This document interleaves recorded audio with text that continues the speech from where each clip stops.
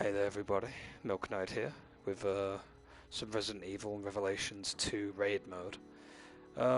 I've never really archived this, I guess, and I figured that the stream would be nice to essentially archive and go through.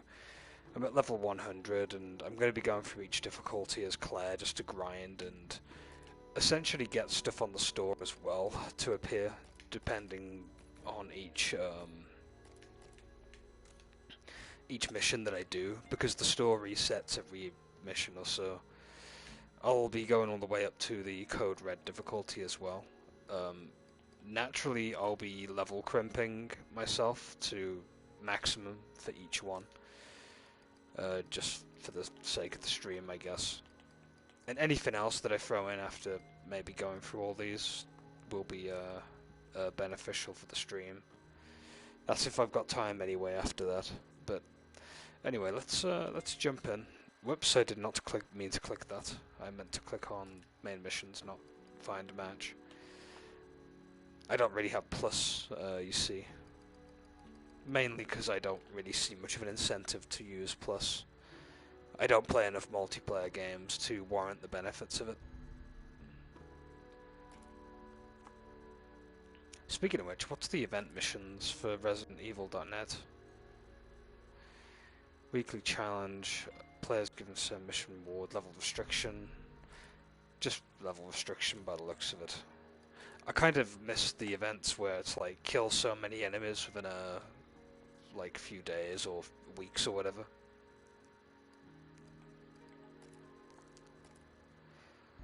So yeah, let's go through each gauntlet. We're gonna go through normal gauntlets.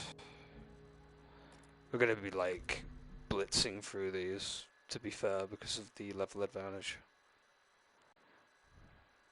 But raid mode's fun. You go through each mission and you kill stuff, and then you get like rewards for doing it. I decided to go classic Claire as the skin because why not, you know? I probably won't be seeing any level upgrades until what? Until we get to like very hard, essentially.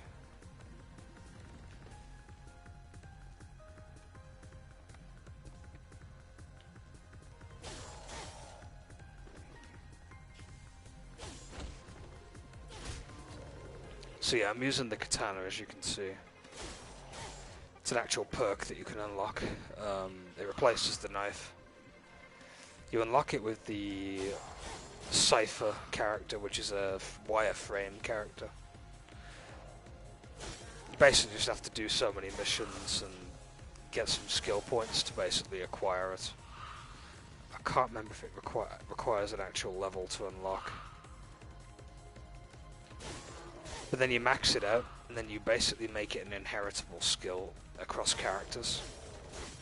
Because essentially the way raid mode works is that every character has skills exclusive to them, and after you max them out to like maximum level, you can then spend 50 points making that skill inheritable across characters that you can play as.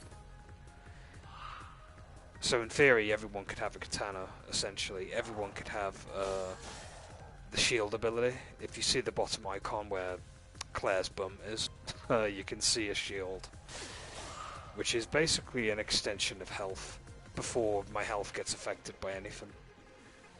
To show what I mean, I'll quickly get attacked. Hold on a moment. You probably won't see much. It's probably going to take forever for them to do any damage. But the icon will change colour depending on the amount of damage I receive. In this difficulty, it's not going to matter.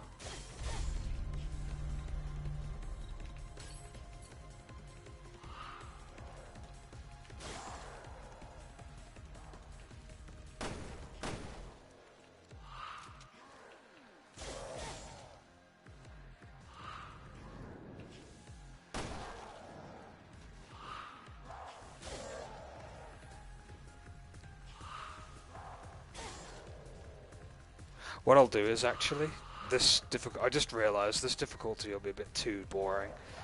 I'll switch it to like very hard, essentially. That way it's at least got some modicum of challenge and I can get levels from it. Because let's be honest, going through a normal difficulty is going to be too much of a cakewalk.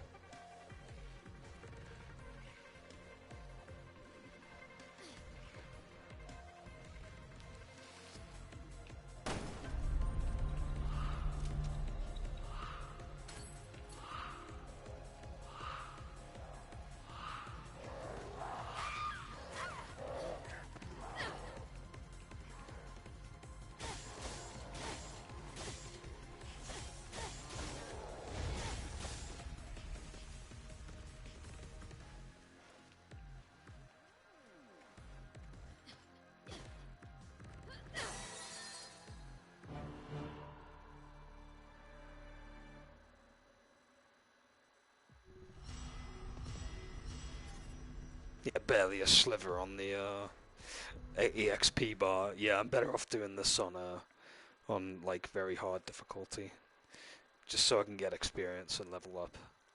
Because the thing is, when you get to level 100, you can carry on leveling up. Your level never increases, but you get skill points, which can be used for upgrades and stuff. I need to take a drink. My throat is playing havoc today. It's like it's jumping around at different decibels. I have no clue why. As you can see, I've got no skill points at the moment because I spent them. But like, yeah, like for example, she didn't have that skill originally, but Cypher originally had it.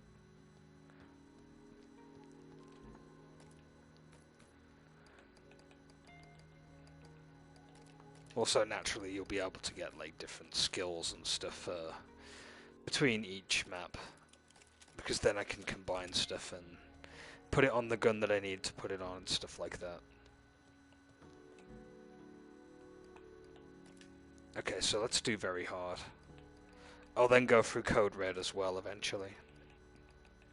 But for the time being, you know. I did not know you could use the shoulder buttons to scroll. That's interesting. Right, let's do very hard mode. Actually, no, I might as well go through Code Red. Very hard is going to be too easy as well. Everything's like in its 20s to 85s. 45. Yeah. These gauntlets, the first few ones won't be worth doing as much. It might be best if I just do Code Red actually, because I'll get experience regardless, and it's within the level parameter that I'm already at. I will not be down leveling because I want to have the extra 10 level advantage.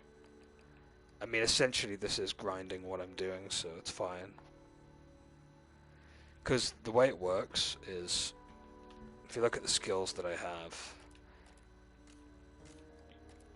these have been maxed out, as you can see, but I've still got like, yeah, Melee Master still needs to be upgraded fully. Scavenge needs to become inheritable at some point, so I can pass that between characters. Ice Bottle, Exploding Bottle. I don't have Electric Bottle yet, but Moira has that, and I need to get Moira to make that inheritable so I can then put it on Claire eventually. Because the way it works with electric damage is that if anything's been shocked in raid mode, you'll do double damage, which is beautiful. It's a nice perk to have.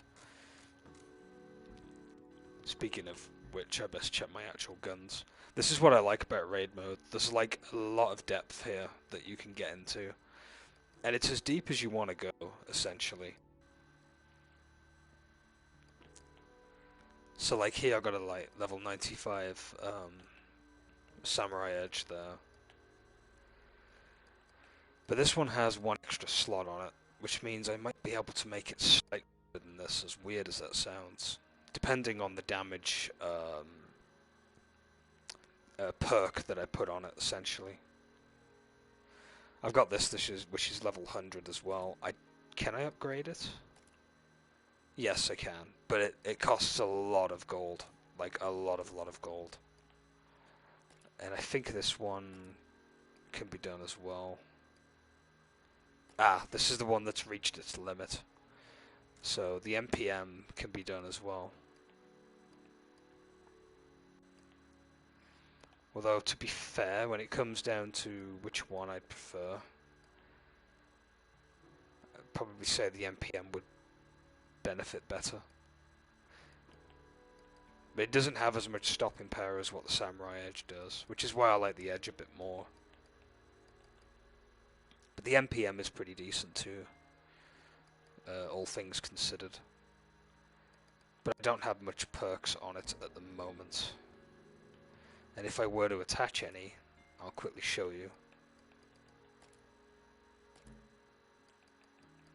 Like, yeah, level 13 damage is the maximum damage threshold I've reached. I think it's 20 that you can go to.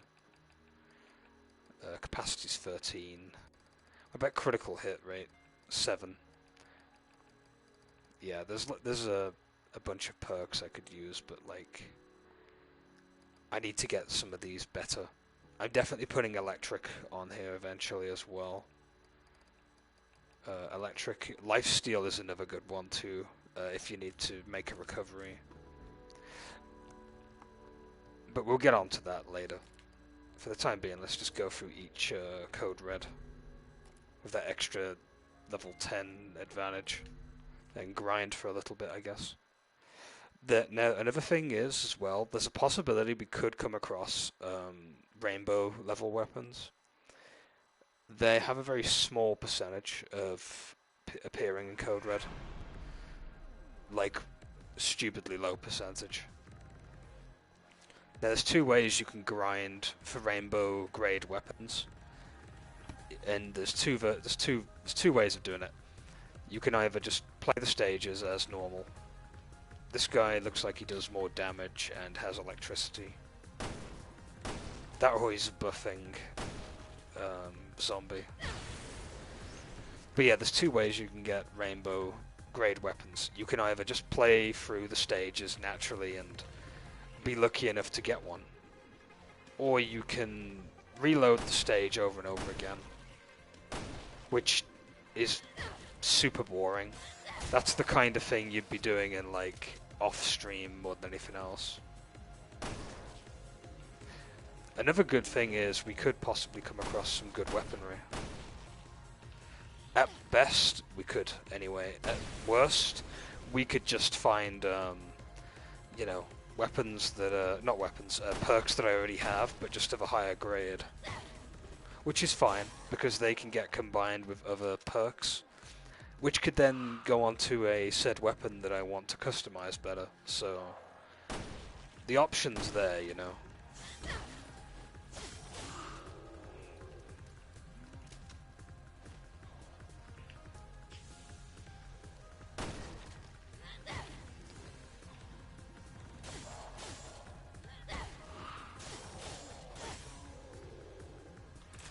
Also got the Murasame, which is a good sniper rifle. When I'm accurate with it, which I'm not. I can also use the sword as well, so... Although I probably won't be using it as much when skag deaths show up. I'm not that brave.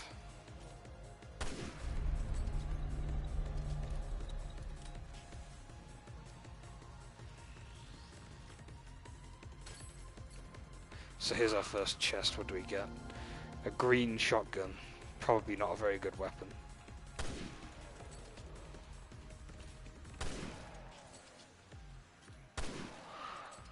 Another thing too, enemies are a little bit faster in Code Red. Like, they're faster than usual. Best way to deal with them is make sure they don't get to you.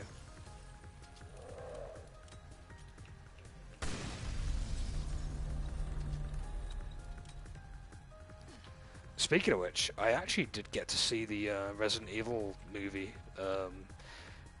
last week, funnily enough. Me and my partner went to see it. And I actually really liked it. It changes up a lot of dynamics that's different from the games. And I actually like that. Like, the fundamentals for the plot are still there, but it's just like they change up some of the dynamics between characters to make them, I suppose, a bit more movie-friendly. In a sense, to sum up the movie, it retells essentially Resident Evil 1 and Resident Evil 2 in a movie format, which feels a bit rushed, but at the same time, they do cram a lot in there.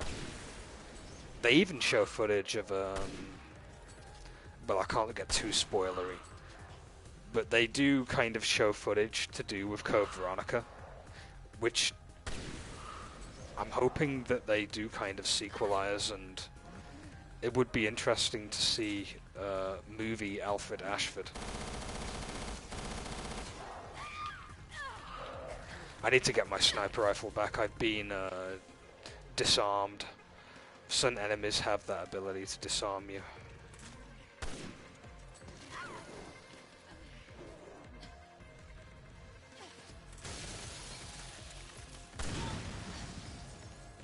So yeah, as you can see, the shield at the bottom's broken. But don't worry, it'll reform over time. You just have to be careful and not to get hit too much. But yeah, I'm hoping that they do sequels for the films. The thing is, people have kind of like complained about the movie already and they don't like it, and that's fine. Everyone's allowed an opinion. Which is, you know, I mean, I didn't really like the Paul W. Anderson sets of movies, to be honest. I feel like they went way too outside of the field of what Resident Evil usually is. I mean, at that point, they were pretty much... I mean, it got to the point where you know, the parodies based around them, they felt like self-parodies when they were putting the movies out at that point. But yeah, some people don't like the new film, which is fine. I can understand where they're coming from, because it's not 100% video game accurate to the way they want it. But the problem is with that, and I have to pose a legit question here, which is, you know, is if it's too video game accurate, people would then complain. They would say, oh, we're just seeing the games put on big screen.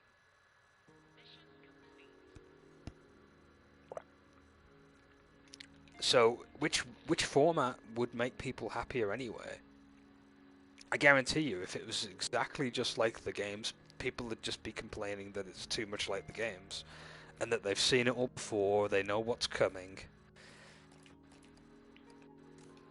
Whereas some of the dynamics have just been changed in the movies, and I think that's for the best, because if it has its own continuity then, at least that way they can at least give us some surprises.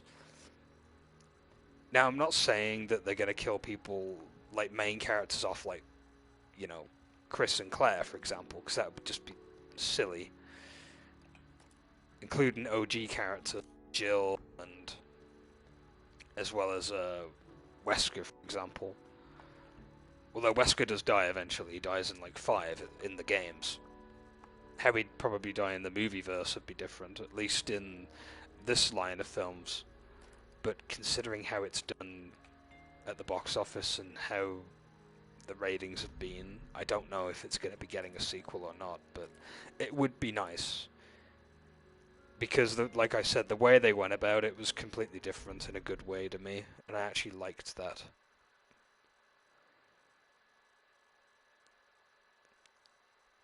I'm assuming then, if they would sequelize it, I suppose next in line would be 3 and Code Veronica, essentially.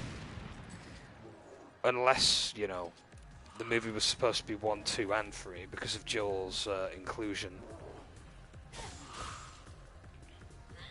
Although, to be honest, 3 always felt like it should have just been included with 2. In fact, I think during the development it was supposed to be essentially like an extra scenario that was supposed to make the cut but never did. And eventually it became its own installment. Reminds me, actually, I've got to play a Freeze remake eventually. I did hear it's not exactly like the original. Like, Nemesis is scripted to hell in that game. Which puts me off it a little bit, because I liked the randomness factor that Nemesis added in the OG version. That being said, I've actually got to play the remakes on this channel, which we'll get round to doing eventually. I think when it comes to the Resident Evil content, the only ones that I have left to play, at least on stream, is 4, Code Veronica, the remake of 2 and 3, and 1. 0, unfortunately, even though I don't like 0 very much. And then, that'll set me up for the mainline games. As in 8 and 7.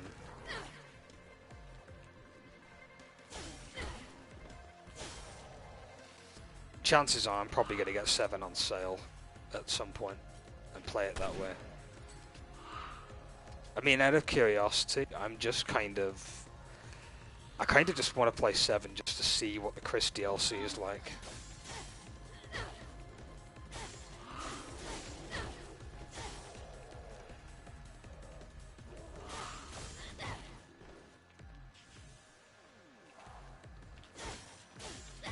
Another thing as well is that, like, I'm wondering what's going to happen to the Revelations series. I'm hoping they're making a 3rd game.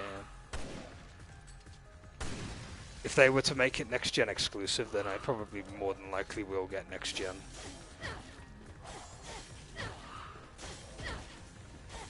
But there's a high chance that they could possibly make it across all platforms and cross-generational. It's not out of the question either, because the thing is,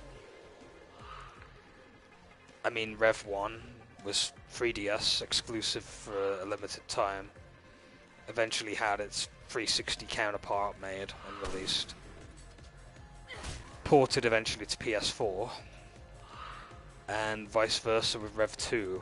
You had it then put on PS4, it was on Vita.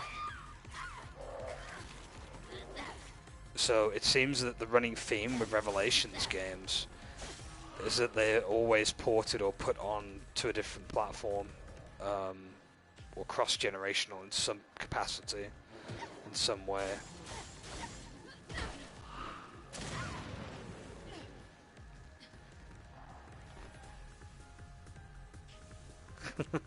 It's good to see you on stream. I've been yammering to myself for a good while, talking about the Resident Evil stuff.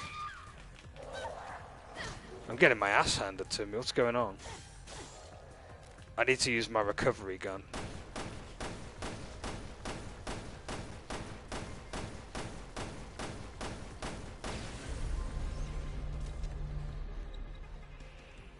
Playing on Code Red mode right now. Just for the challenge and just for the grinding. Also, the stream's going to be archived, Waldy. It'll be the first raid stream to be archived on my channel. Because I usually, like I usually say, I play raid mode, but I never save any of the streams.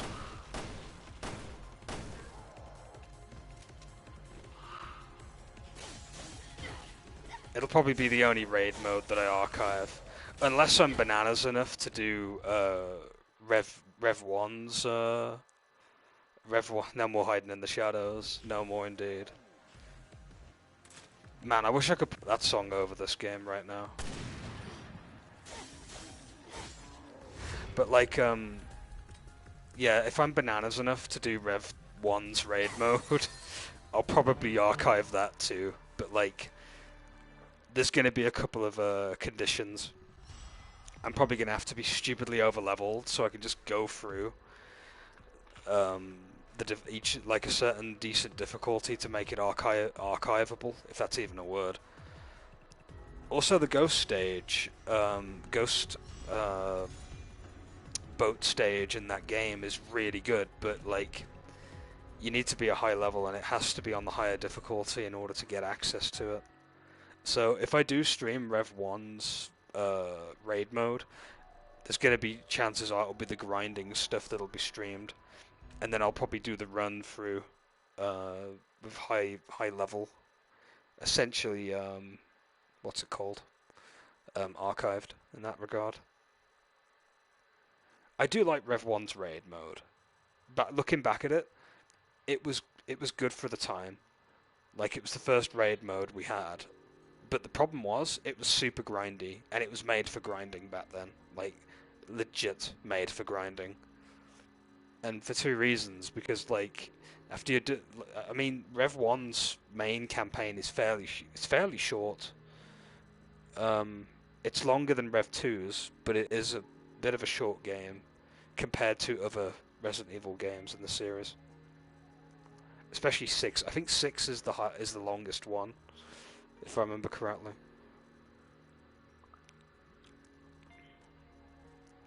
Eventually, when I'm done playing 4 and Code Veronica and Resident Evil 1 Remake and 0, I will eventually get around to doing 7 and 8. Because, you know, I've got to play those games eventually. I have a feeling 7 is going to be the one that I'm going to have trouble getting into. Because it's such a break away from what we've known is the Resident Evil series.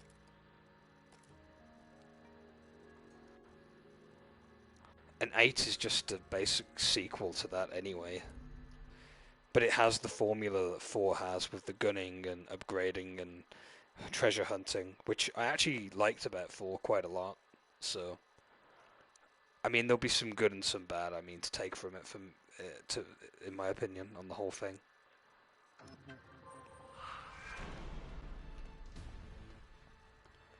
Although 0 is going to be the most painful experience to stream for me. I'm going to have to stream it with a guide regardless. Because number 1, I can't remember anything about that game, and 2, I'm terrible at 0. Like, I'm going to need a guide regardless. If I want to make the stream, like, less painful.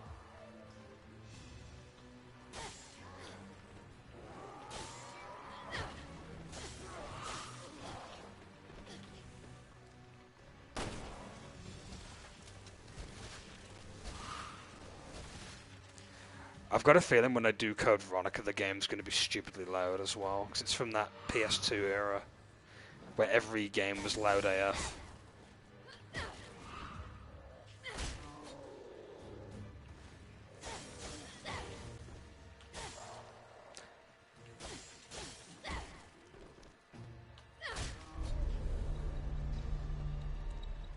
Stabby, stabby, stabby. Technically, there's a way I can cheese Code Veronica as well. I could probably do the item glitch. And, like, basically have an infinite herb, essentially.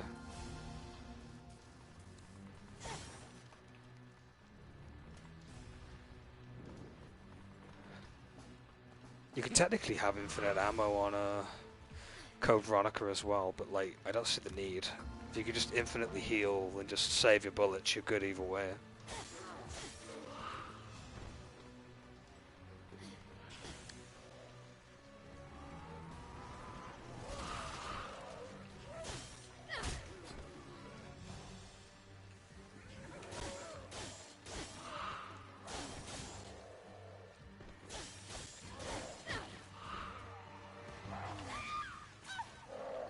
You know something?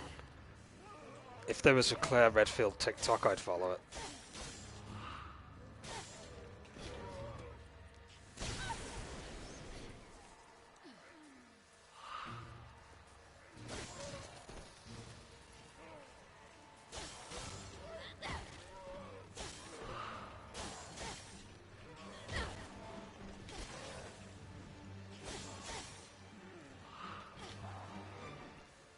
Well, they're getting a bit involved here, aren't they?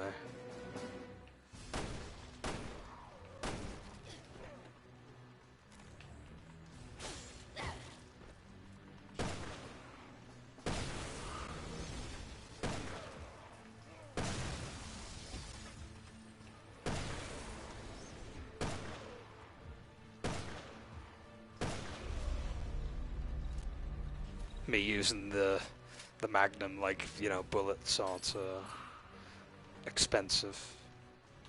They're not really when you get to a certain point with gold, but like when you're first starting out, oh yeah, they're pretty pricey.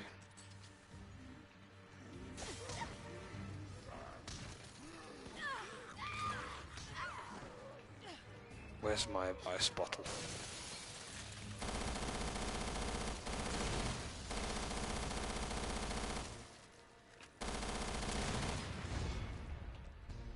No messing around when I get grouped up like that.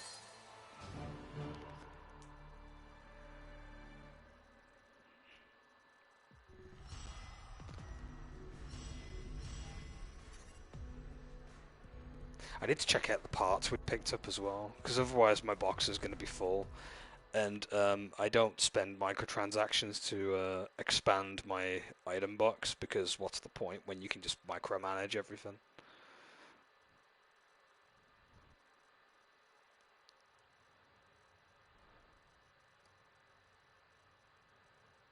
I mean, on the surface of things, you could just basically sell all of your weapons off. As long as you have katana equipped, you could just run and get like low-level weapons and restart all over again if you so wished. Level 96, that ain't gonna be very good. Level 98, nope. Hey, level 100. Ooh, we got a level 100 MPAB. Or the Uzi, as it's also known as. Rest of these are kind of meh. Sell them off. That I'm definitely keeping, though.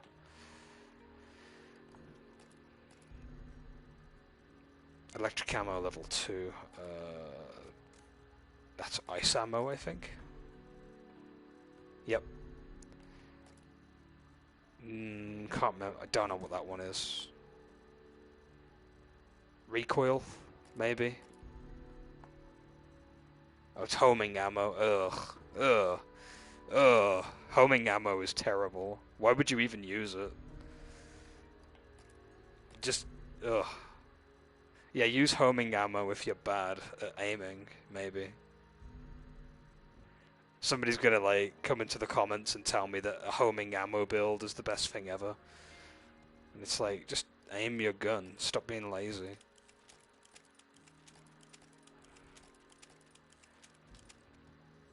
In fact, can I sell that homing ammo? I don't want that. It's the one perk I never use. I only have one version of it.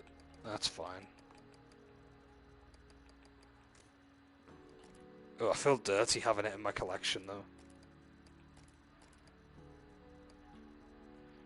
Force ammo. That's not bad if you're surrounded. It stops being useful after a while, though. Especially if you could just go in and murk everything.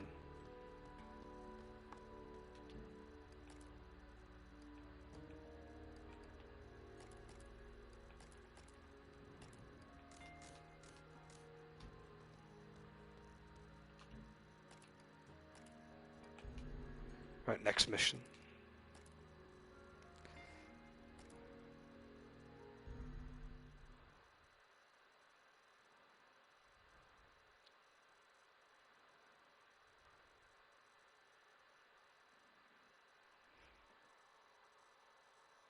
Why have I got... Why do I have 2 Discord notifs? Oh, one's from you.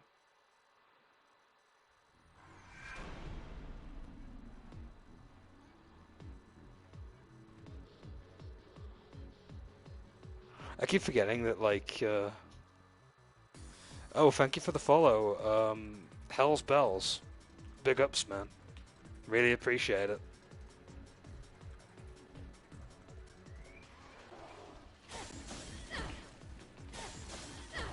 I'm just grinding out in some raid right now, essentially.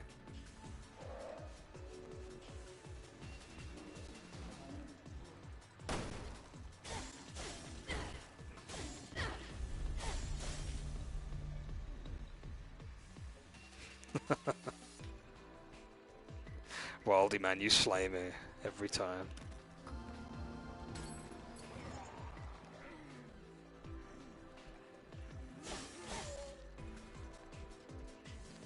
I've got a couple of indie games reinstalled, by the way, Wilder. There's one called Path of Stories. It's a pretty decent game. You play as this like anthropomorphic fox with like a sword, and he has to go and like rescue his girlfriend who's been kidnapped. But the way it works is like there's multiple endings, and the game's fairly short too. So I figured that could be good for a stream or two. It's basically if Star Fox was an RPG and had like replay value for extra endings.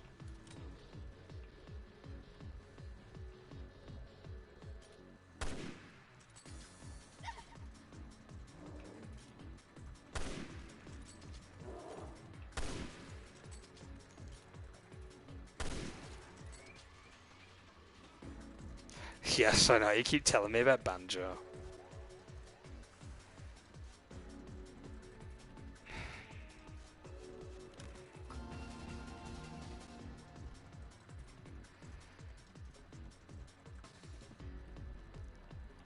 Well, I'll tell you what. What was I playing? What was I going to play next after Raid? Because I figured I'm obviously archiving Raid now.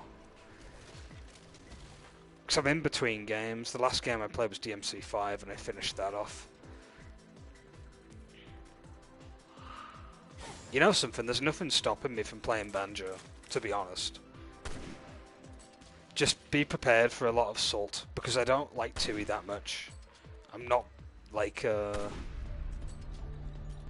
get me wrong, it's good, but I find Kazooie way better than Tui. Raid Shadow Legends. I don't think you'll catch me playing that game ever. It's on Mist Play, and you know what's really funny? It's like the highest valued game for earning points for your Amazon cards on it. But the thing is, I don't bother installing it because I'll never play it. I prefer to play Isekai Demon Waifu. It's a much more rewarding game. It's really just a shameless clone of King's Throne, by the way. But with waifus, so... And I can live with that.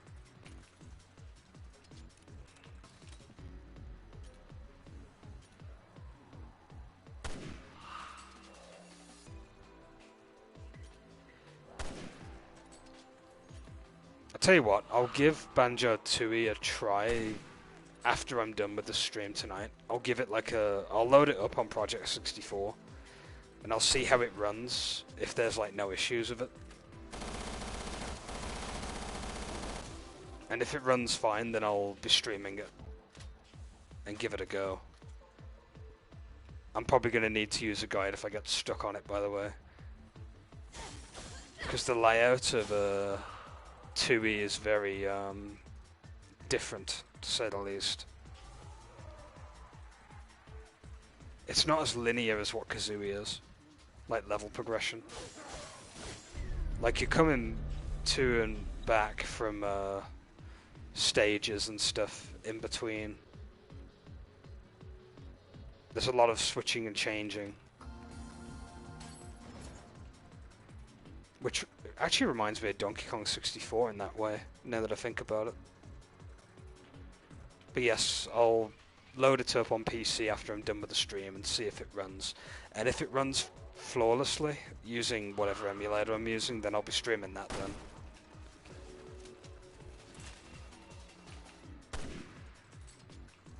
It's been a while since I've played a good platformer, so why not, you know?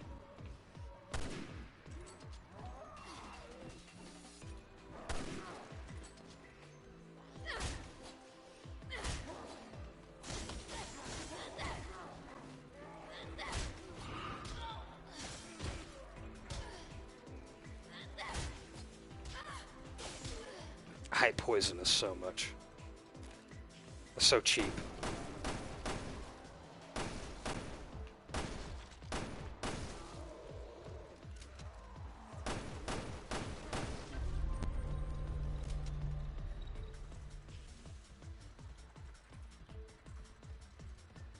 At least you get Claire in her jean booty shorts.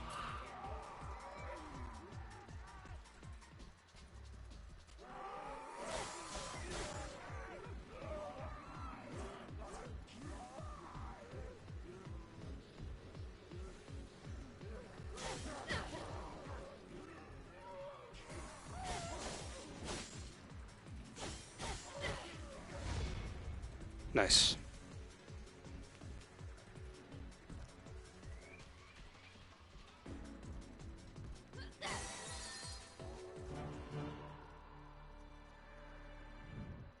I will play Donkey Kong 64 one day as well. The one thing that puts me off from playing it is that, like,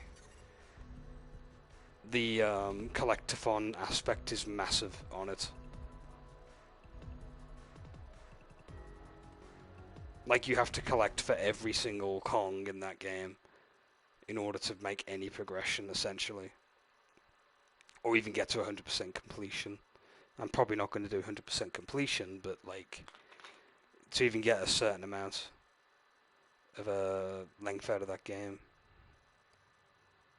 Or rather, you have to get to a certain percentage in order to complete it, at the very least.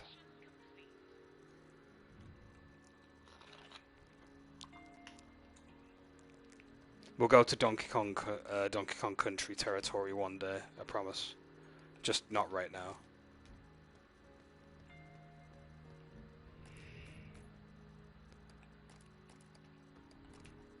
Hey, capacity upgrade, that's quite nice.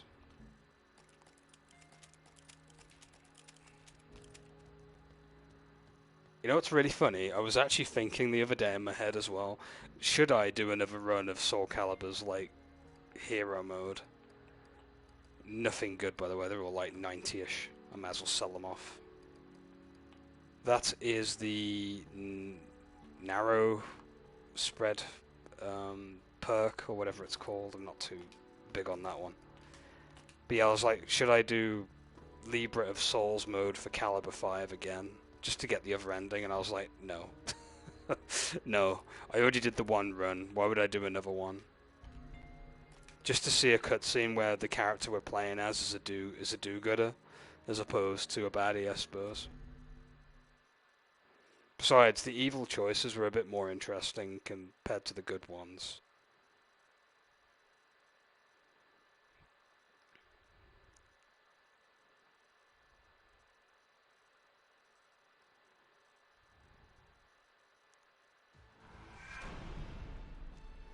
Speaking of Soul Calibur, we need to get, like, Classic Claire for Katana and Calibur one day.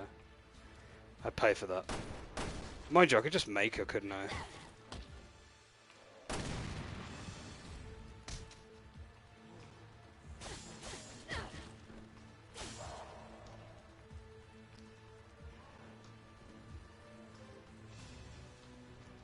Hey Waldy, do you remember that time I raged at a Mickey Mouse game? I do.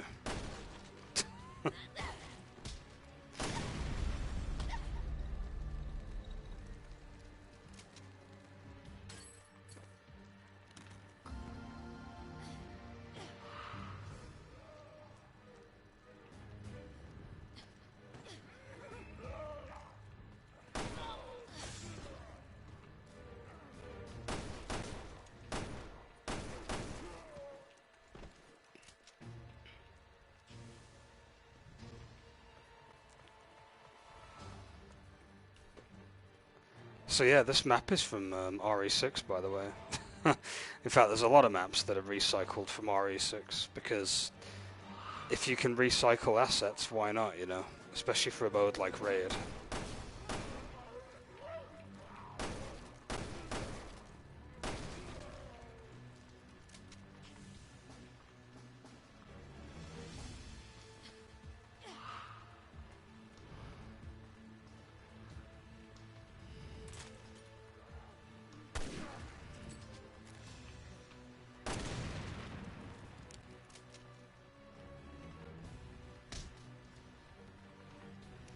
Oh yeah, the exploders will be coming in the next section.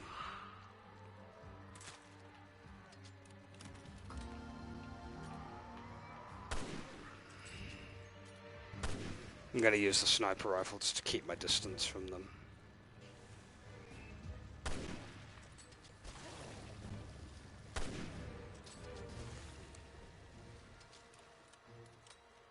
Do I like skinwalkers? As in the mythological skinwalkers, or do you mean Skinwalker Ranch? Because I found out that skinwalkers are a bunch of witches.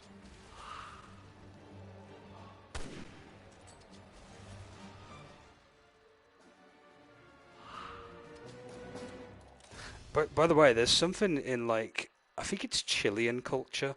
There's a mythological like creature, and I was looking at a bunch of mythological creatures, and I think in Chilean culture there's one called a frull or a frull. I think it's pronounced. It's basically a small woman that's like got a very nasty looking face, but she's got big boobs, which I just found really amusing. Apparently, she puts curses on people and stuff. The mythical ones. They're pretty cool. The fact that they can, like, you know, change their skins and, you know, blend in. One minute there could be a tiger, the next minute there could be human. You know.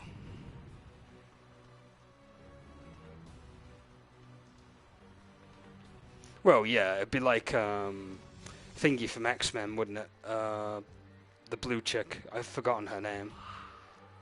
I'm not a die-hard X-Men fan, I'm trying to remember. I can't, it's bugging me now. You know who I mean, the blue chick from X-Men.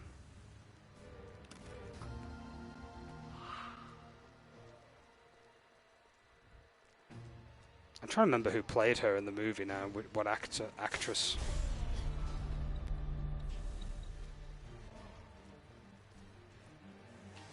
Actually, let me find out who the blue chick in X-Men is. It's bugging me now.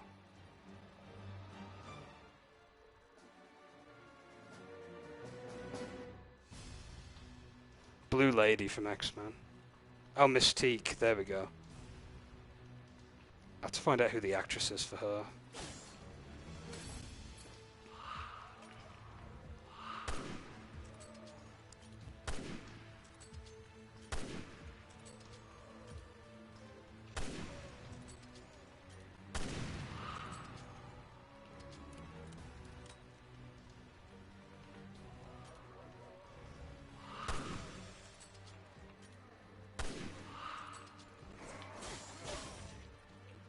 Hands off the merchandise.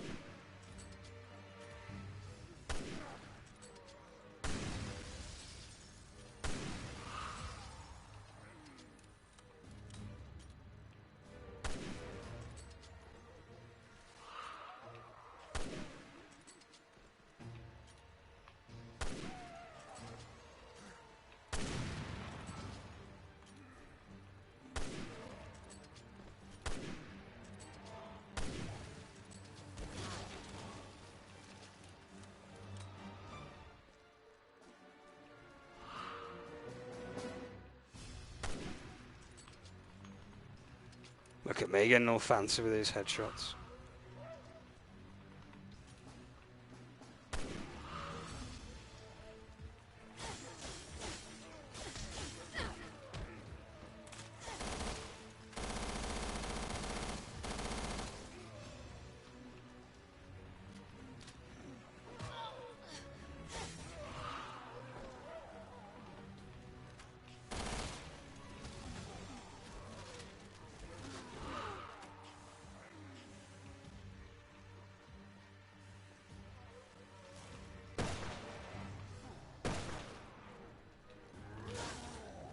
Nice try.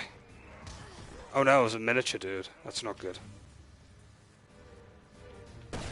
Get out of here. Yeah, the miniature ones are like, yikes, especially if they jump you from the back like that.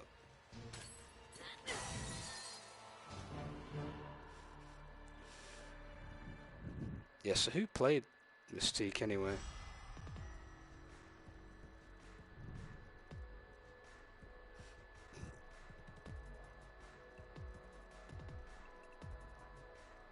Oh, Jennifer Lawrence played her.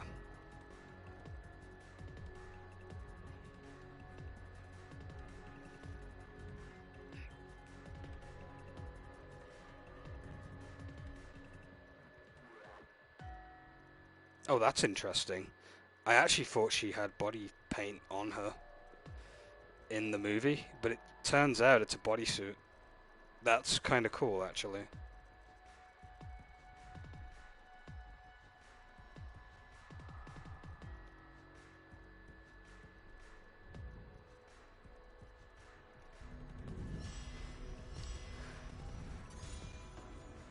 Just gotta mute myself a minute, I'll be RB. Well, be right back a minute.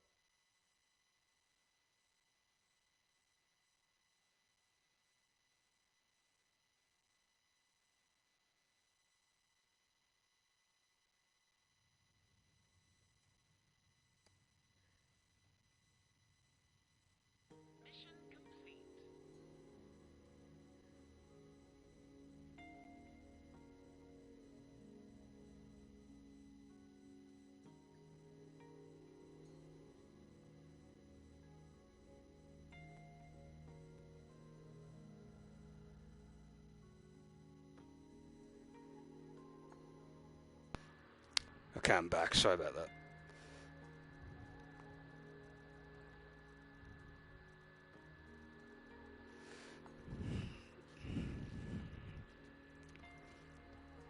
Alright, let's go to the store and quickly see if they have anything there. Hey, critical hits, nice. Fire ammo's quite good.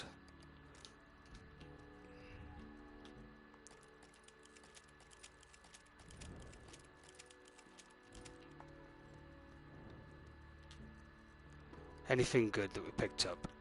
Trash mainly, apart from that electric ammo.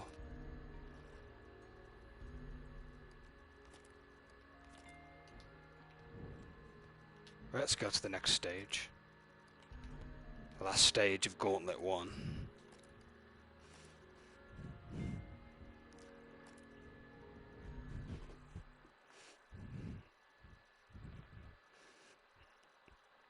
To be fair, I'd be all for a Resident Evil Raid installment where they include like a bunch of maps from past and current games.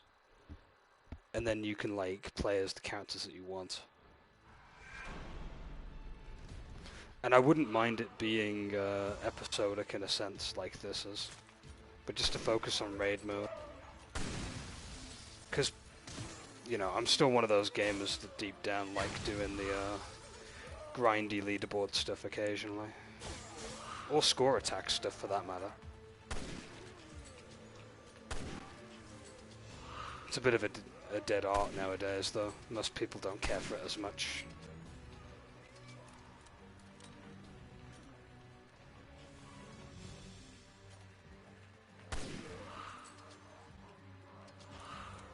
So yeah, the scavenger perk, by the way, lets me get ammo randomly when I kill something. There's a small percentage of it happening. But the higher the level, the more frequent it happens.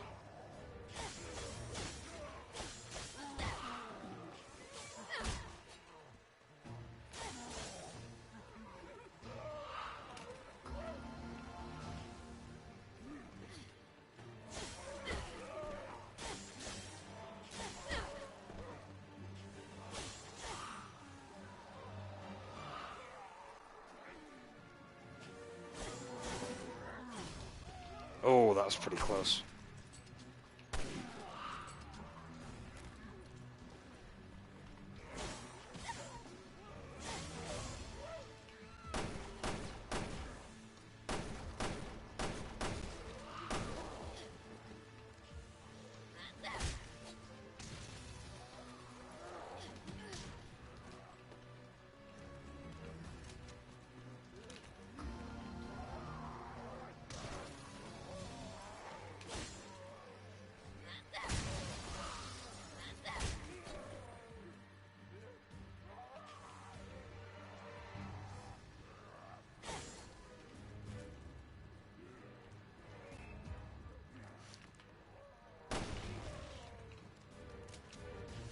Of course, the chest over there is right where I've just shot the things out.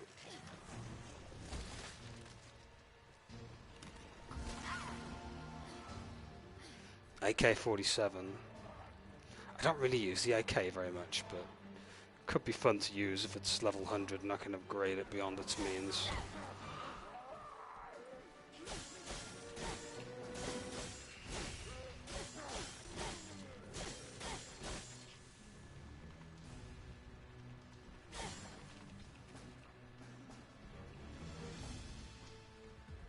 I might do some of the events as well to contribute. I still do some of the RE.net stuff occasionally.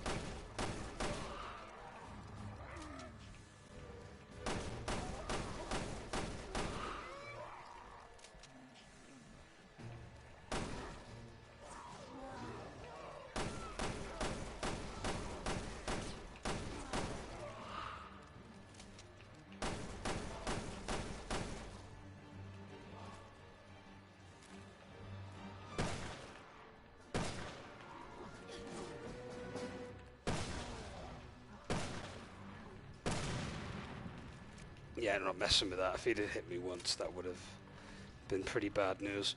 Especially since he has burn.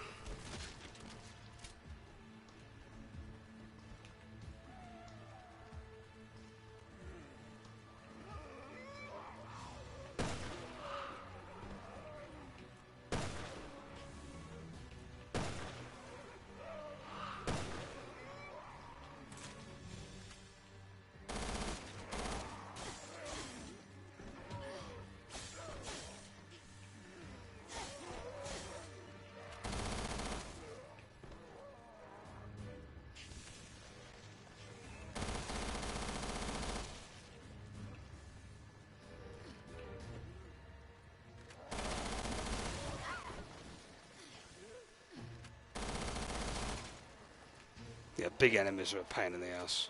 They have more health, they do more damage. Especially ones with shields and poison.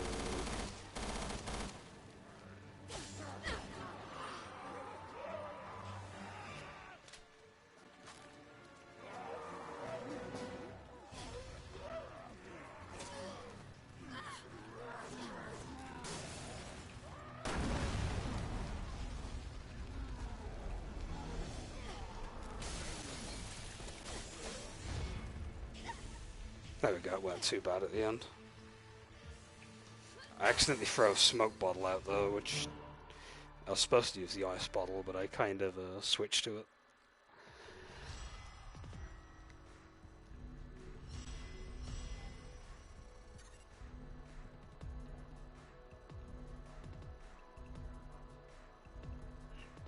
Right, we'll have to have a look at what the AK is like. Hopefully it's like level 100. If it's trash, I'll have to just, you know, sell it, but it's just one of those things.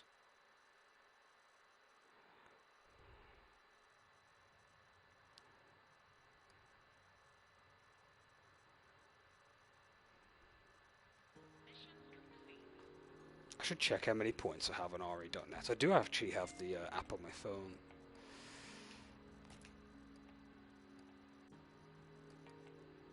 Ah, 93. Come on. The Overlord. Overlord. Oh, it's that. It's one of those sniper rifles, but it's got a different name to it. I'm not really going to need it. Realistically.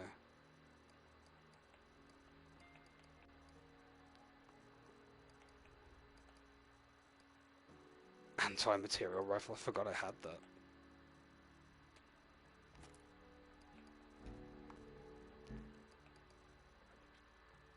So yeah, this thing's level 100 and it can be upgraded beyond its means. It's weak compared to most weapons, but like, that's kind of the Uzi for you. You're looking to do more damage over, like, per shot. Compiled together, essentially. Piercing's a good perk if you put it on a sniper rifle or a six-shooter. You can also put it on pistols too, I believe, and increase the bullet piercing power, which is quite nice.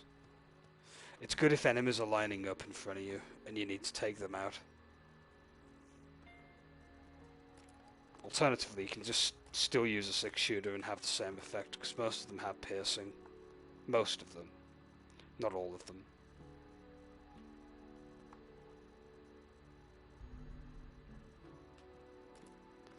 Wondering if I should do the medals. I'm tempted to, actually.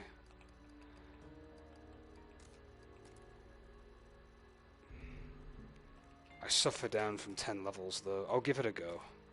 Why not? If I die, though, I'll have to probably redo the stage. Because some of these are going to allow for no respawning. And I have a little bit of pride when it comes to trying to do a stage in one go without dying, usually. It may sound weird, but it's just one of those things that I have. I suppose you could say old school gaming pride, I suppose.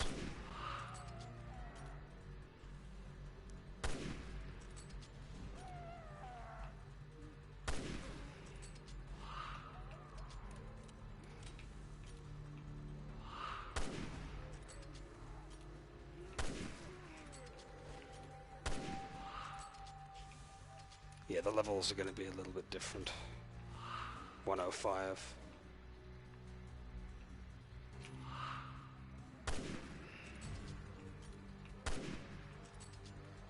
Yeah, he's swaying too much. I can't get a beat on him. I'll burn him.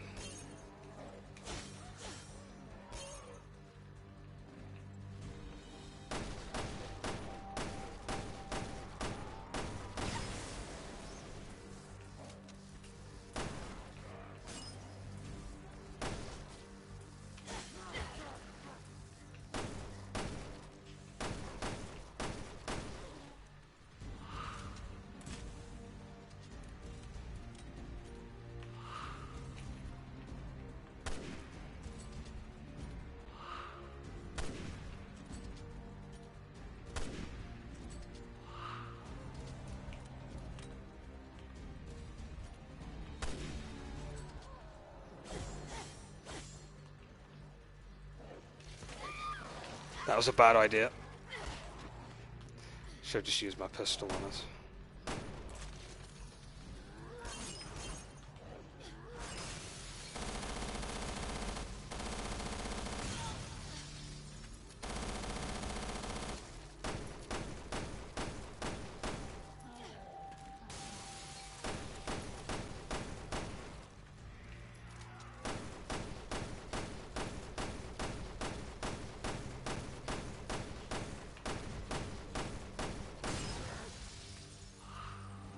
Bullet sponges, man.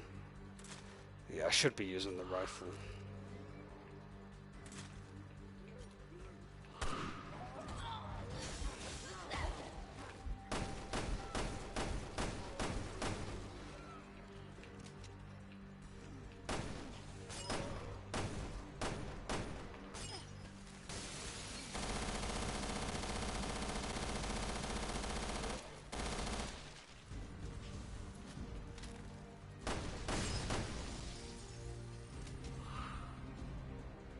Now we're not even halfway there.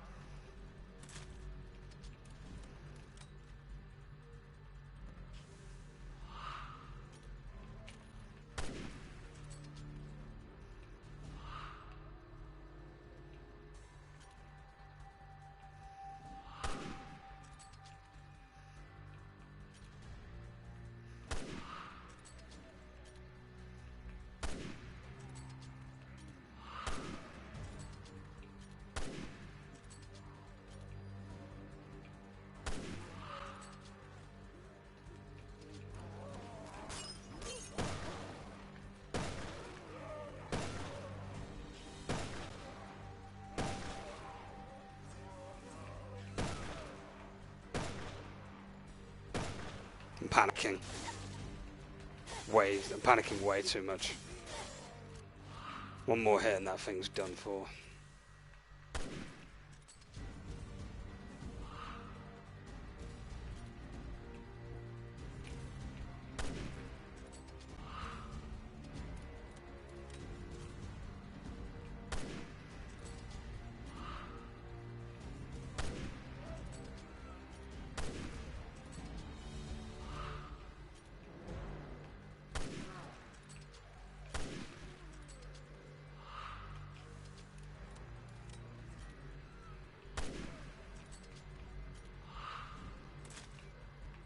Nice bottle.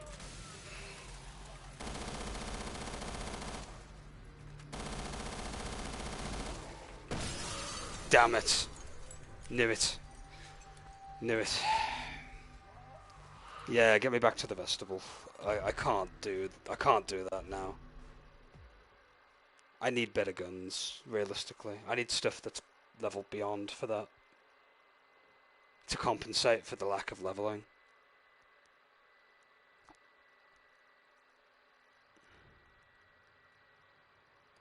I need a better Murasame, realistically. I mean, I could probably do it, but like I said, I just prefer the, you know, that extra bit of leveling on there, essentially. That's why I was sticking to 200, really. I mean, I'd give it a go, but one of those things, you know. You just need better weapons and better perks to make up for the fact that you're 10 levels below, essentially. Like, I'm there, but I'm not quite at that level yet, where I can just breeze through it. It'll be easier now because I'm at the 100 level and I have the threshold still.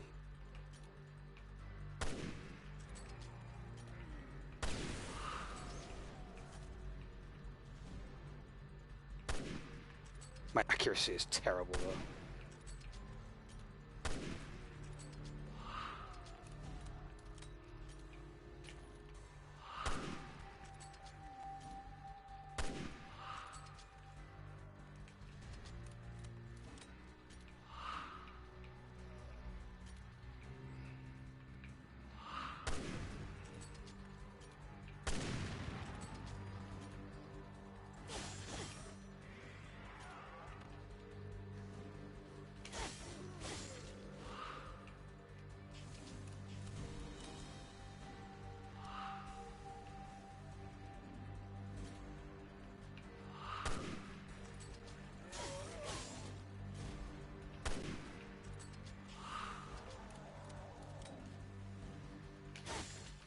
Get a couple of cheeky slices in her.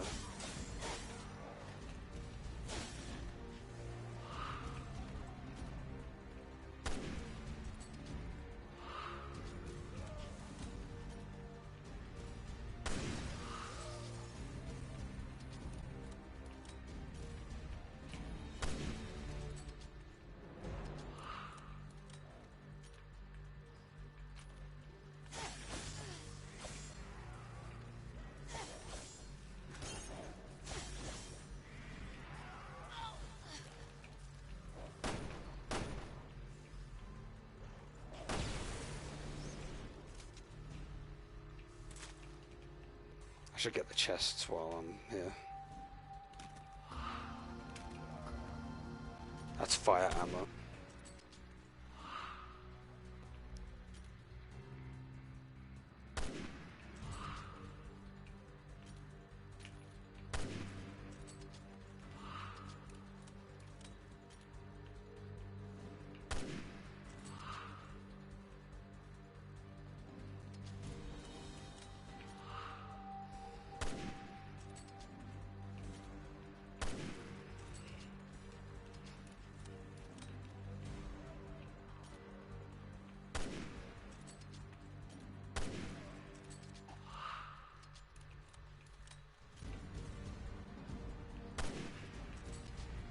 Yeah, I'm totally concentrating right now because of the thing we're protecting. Not even sure what it's supposed to be other than a column. Spinning glass column-y thing.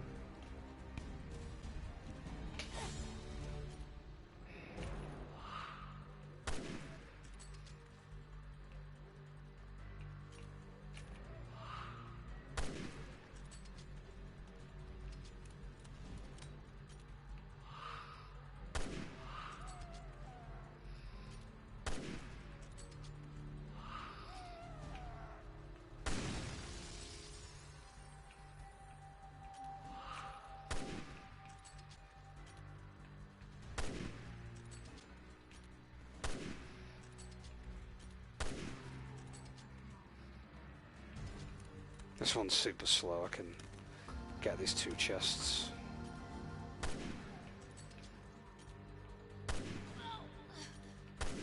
Oh yeah, this one can drag you forward.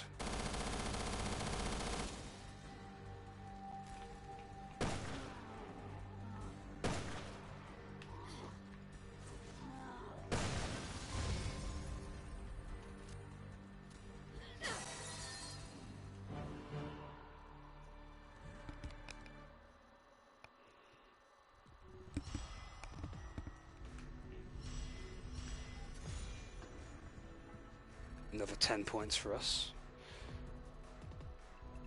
I know that's the Murasame, this weapon here. Looks like the Murasame anyway. Hopefully it's a level 100 one. And I can upgrade it.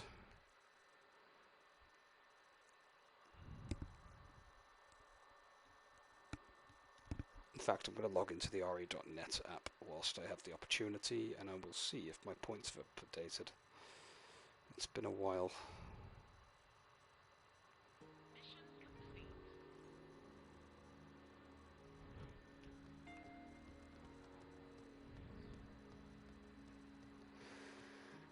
Right, let's have a look. Ah, seriously, short range as well. Probably one of the worst perks you can put on a sniper rifle. 98 as well. Ugh.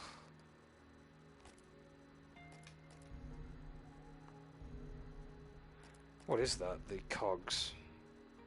Auto shot. Not really my kind of perk. It saves you from pressing the button, I suppose, but I don't see much of a reason for it.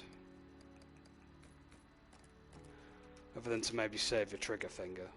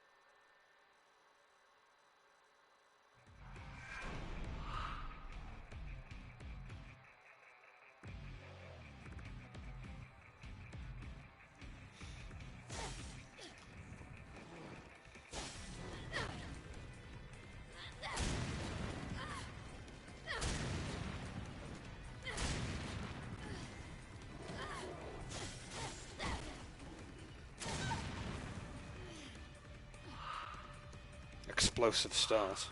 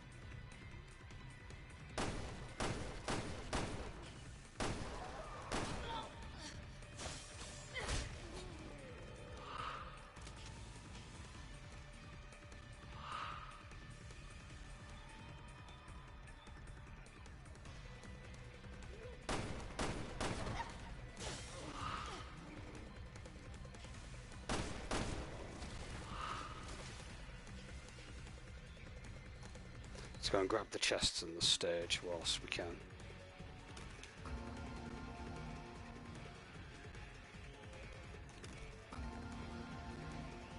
That looks promising, maybe.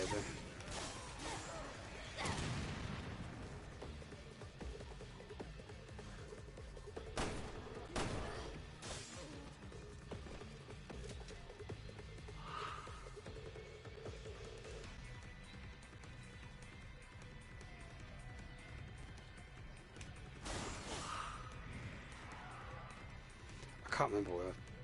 This is RE6, isn't it? This stage, if I remember. Yeah, it is. I remember it now. I thought it was an RE5 stage because of the mine caverns. Because they do look a bit similar to one another.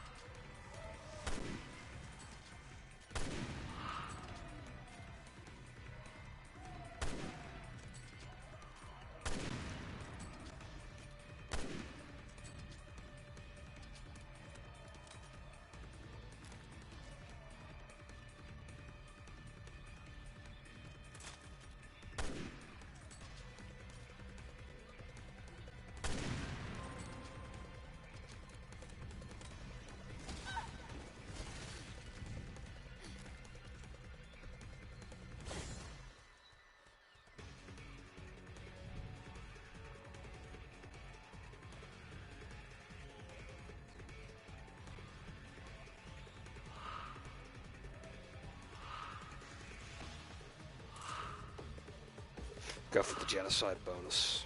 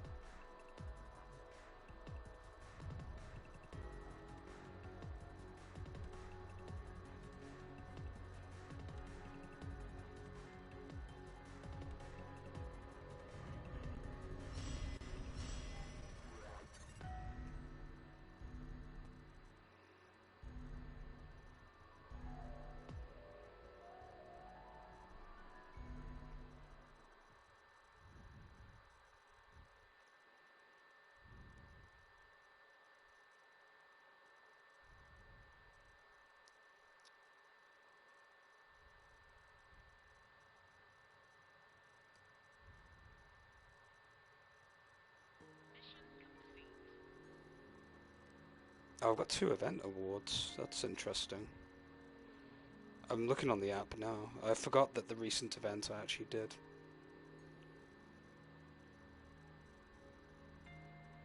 Not sure what they've given me, by the way.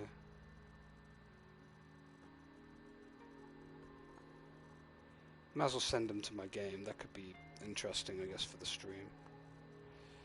Oh, 2 perks. One I don't use, and another one I don't use. Wonderful. I'll probably sell them. Why not?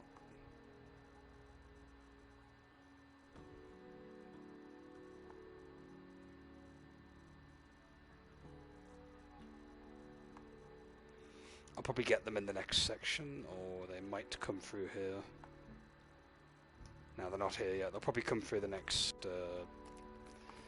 map that I do then, in that sense. Or they might show up next time I load up raid mode, because that can happen sometimes.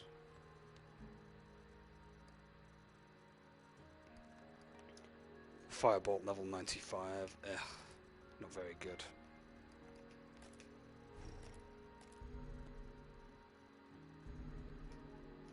Quick load. Useful on sniper rifles, especially ones that take a while to reload.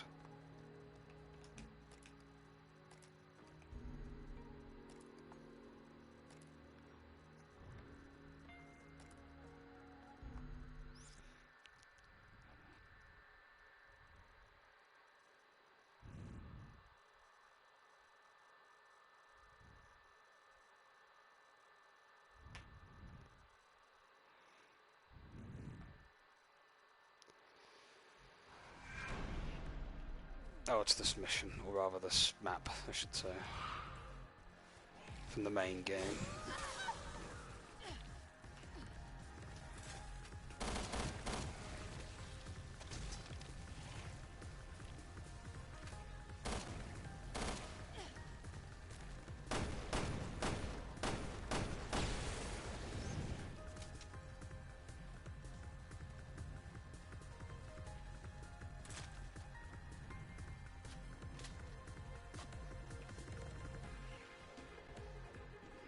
Best keep an eye out for any chests in this map. In fact, I don't really know the locations of them. I think they're mainly in the woods along the way.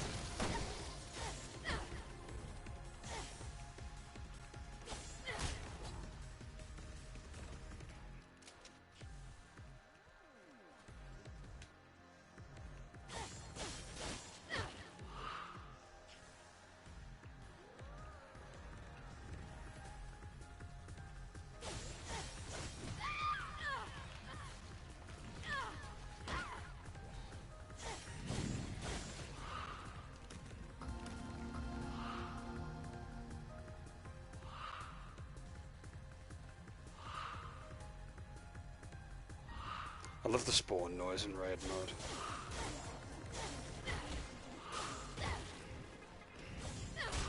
It's creepy, yet you're reassuring at the same time, you know.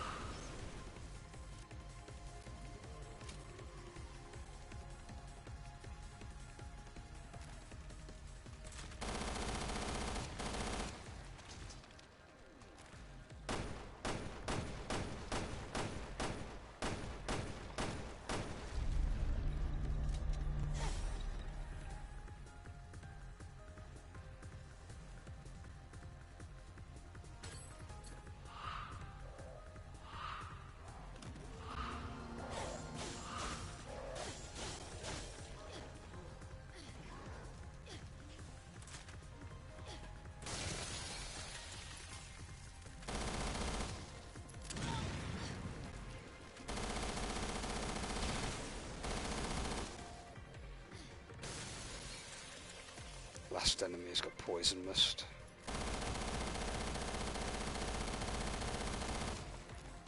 I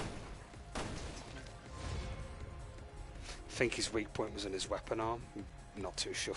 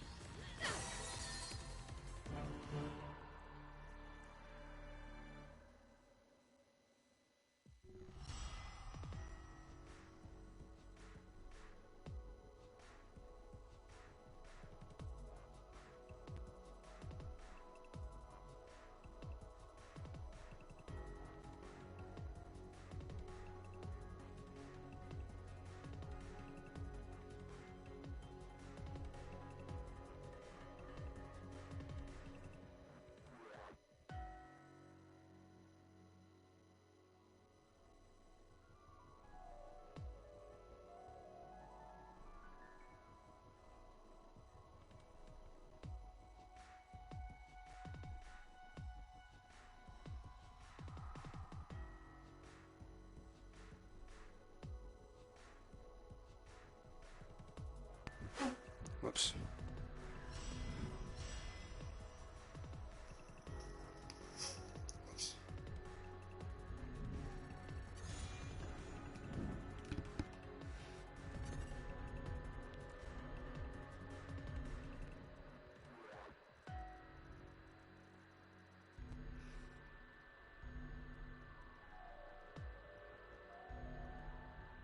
Chair squeaking. Forgot it does that sometimes if I lean back too much.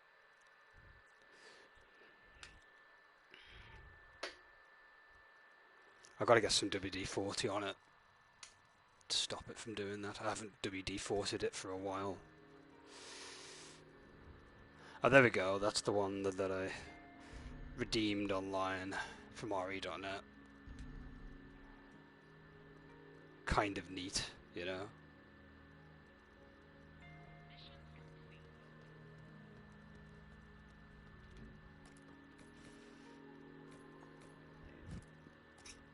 In fact, should we go and see what the daily is now? I forgot what it was. Isn't it like low-level challenge? Not daily, the events.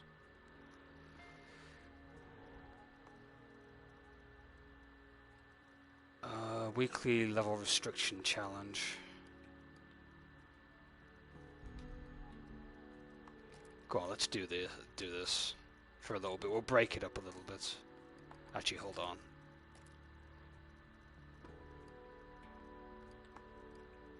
It was this mission that I was on, mission 2, was it? Let me double check. Then I'll know it's on mission 3 of Gauntlet 2. I don't want to end up doing an online challenge and then lose my progression where I was at. Mind you, I could do the event after I'm done with the Gauntlet, I suppose. After I'm done with Gauntlet 2.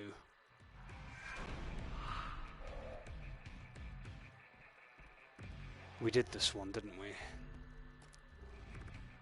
So I was on Gauntlet 4, mission 4.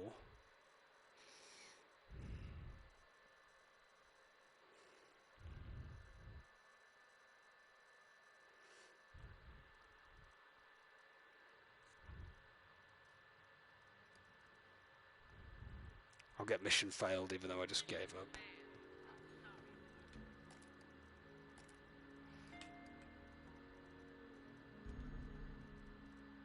Enemies explode upon death, that's the one.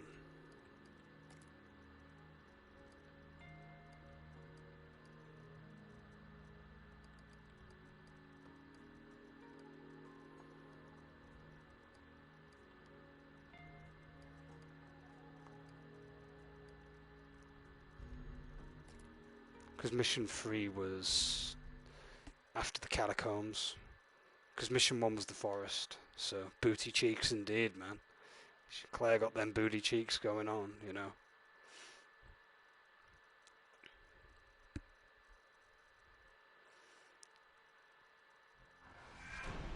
Yeah, it was this mission I did just then.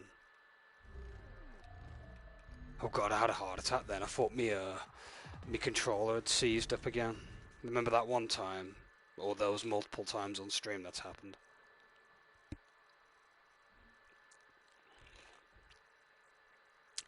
But yeah, I've got a couple of indie games to play at some point. I've got that one with the fox character that I mentioned. There's also Oceanhorn as well, which is like, it's a Legend of Zelda clone, like a shameless clone. Okay, it's mission 4 that I'm on for this one. I'll tell you what, I'll do the events after we're done with the Gauntlet 2, and then we'll move on to Gauntlet 3.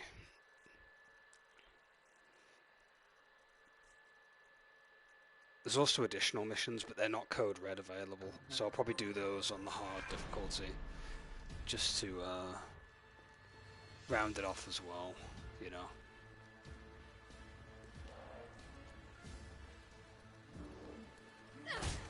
Yeah, enemies explode upon death.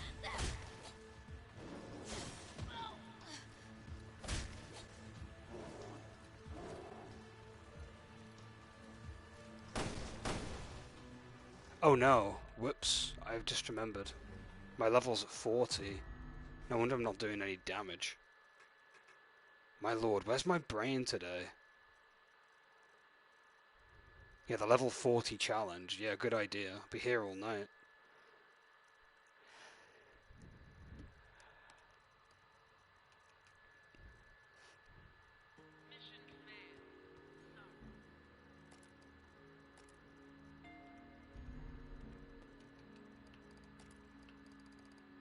That's more like it. Now we can actually do damage. Yeah, like I said, I'll do the events mission after Gauntlet 2, and then when I go to Gauntlet 3 afterwards from doing the event missions. It's only 2 event missions, and they'll take me like 5 minutes at most each, maybe.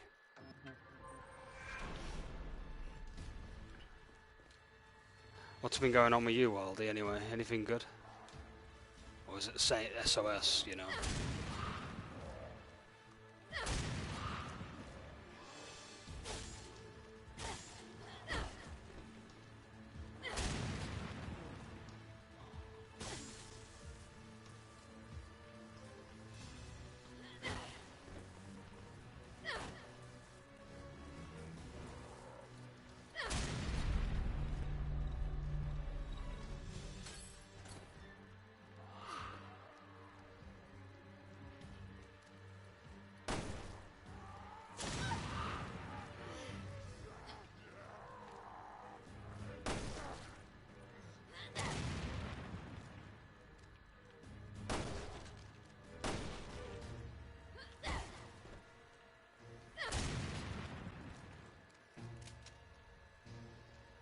Oh, cool, man. Sounds good, man. Sounds good.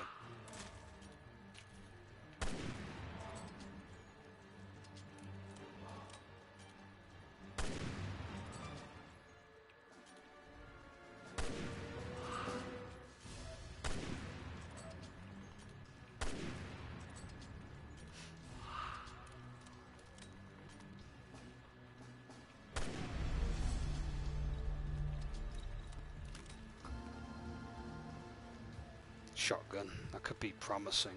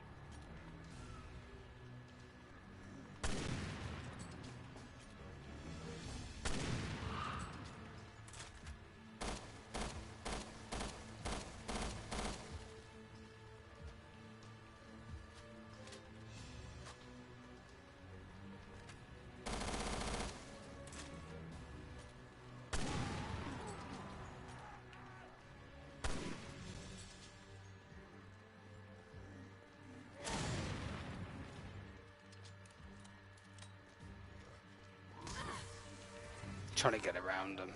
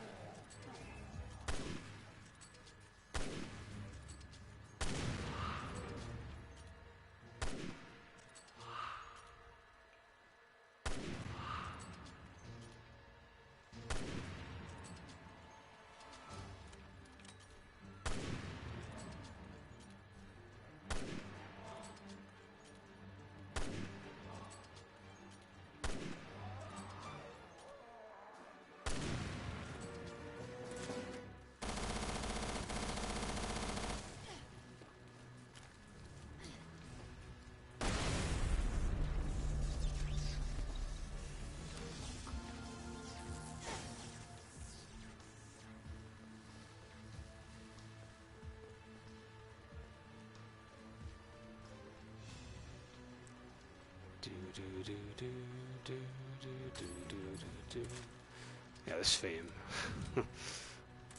To be fair, the beats in Raid are quite fun.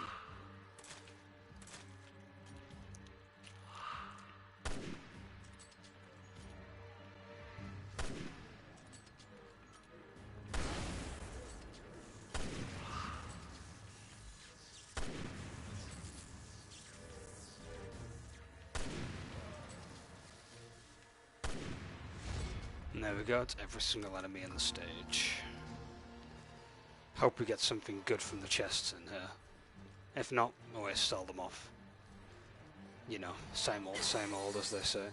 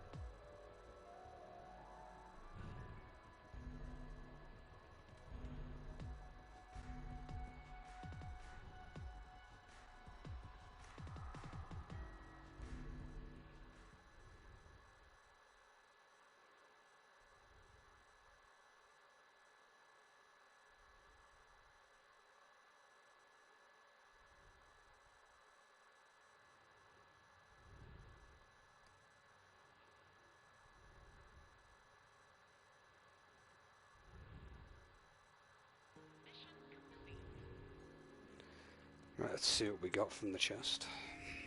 Chests. 98, 94, 96, nothing good. Quick load, not bad, and fire ammo is pretty good.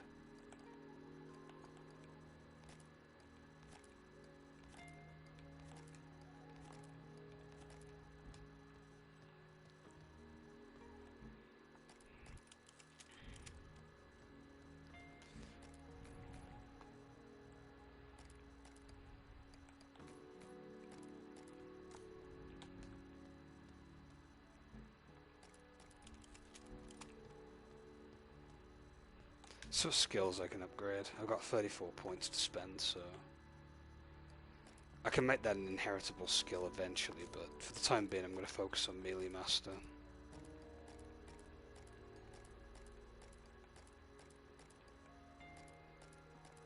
I think level 20 is the max for that, if I recall.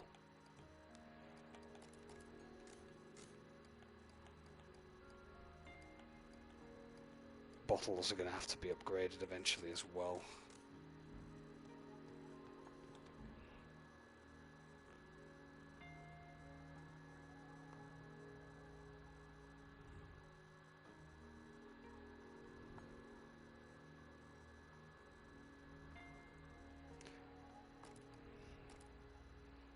Right, next stage.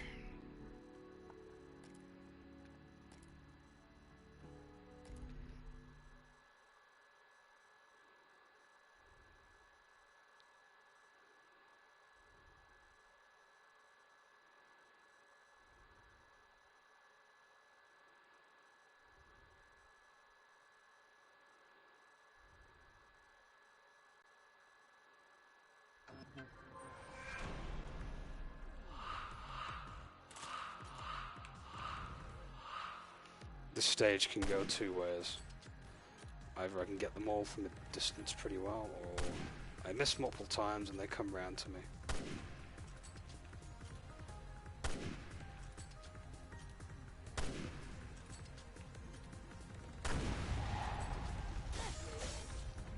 Nearly got me that time.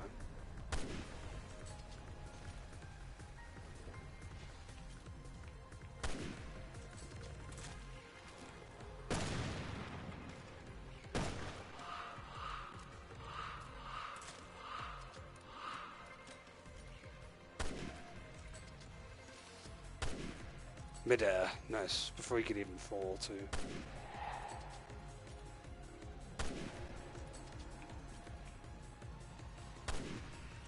He's got a shield, so I'm gonna have trouble.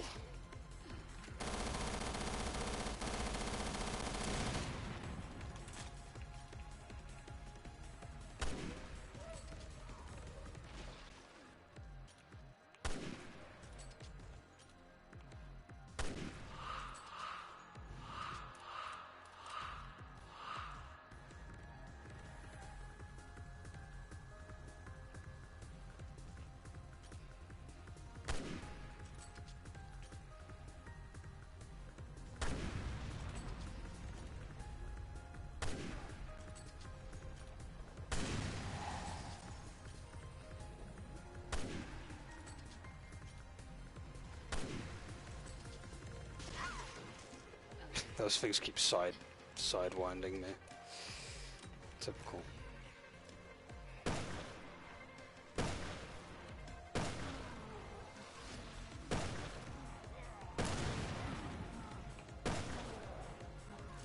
The one good thing about this stage is that you can utilize the perks that every enemy gets buffed, and then you can just use it to like splash damage.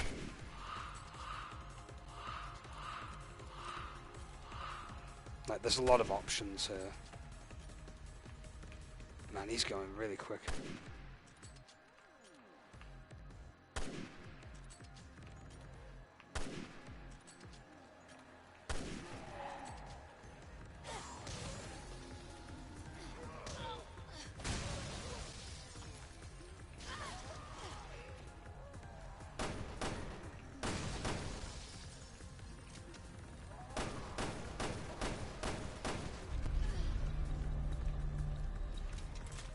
Oh, no wonder I'm getting bombarded. There's two of them.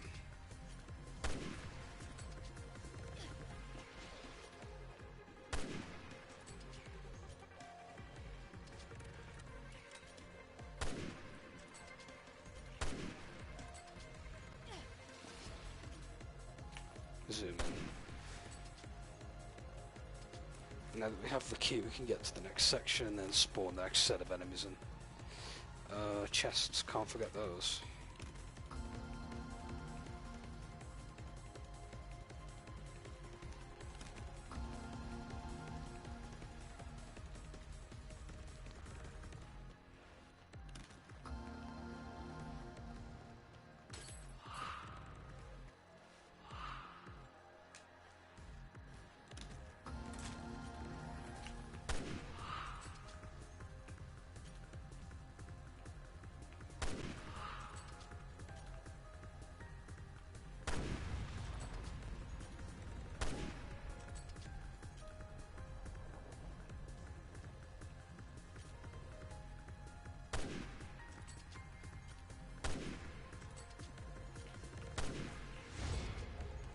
There we go.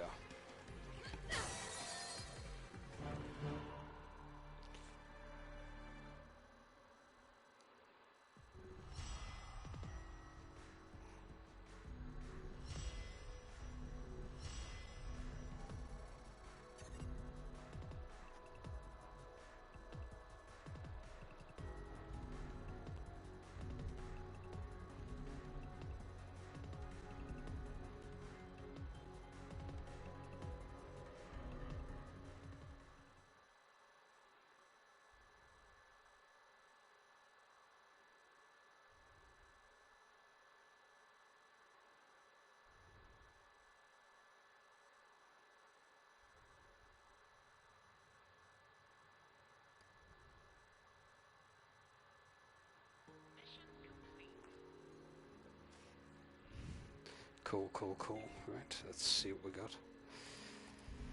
More capacity upgrades, that's fine. These were just perks this time, we didn't get a single weapon. The other two are Mundane Murderer, I think.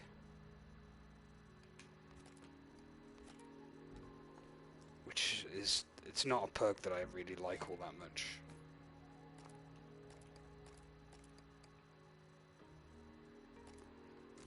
DSO, yeah. Not the kind of perk I use either.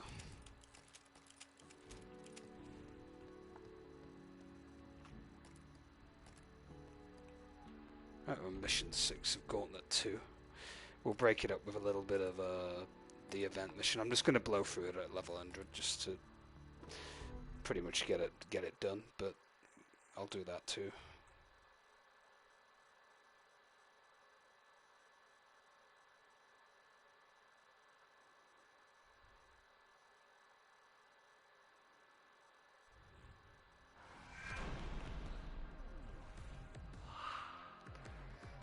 Oh, this is Rev 1 map. It's the casino. Pretty fun map. Skag Dig makes an appearance in this map.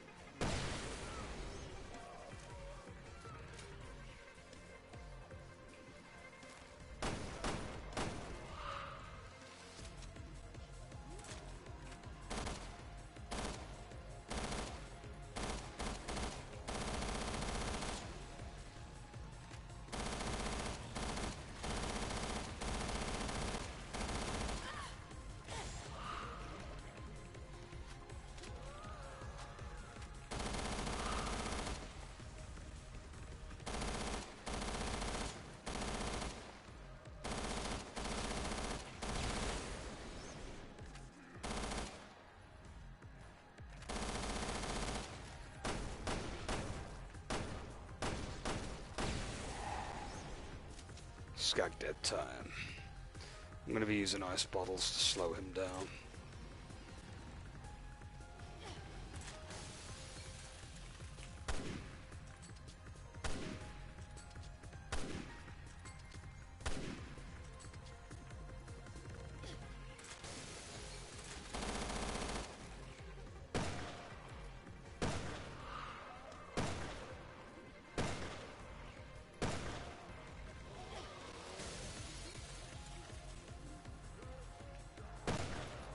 That's his weak spot.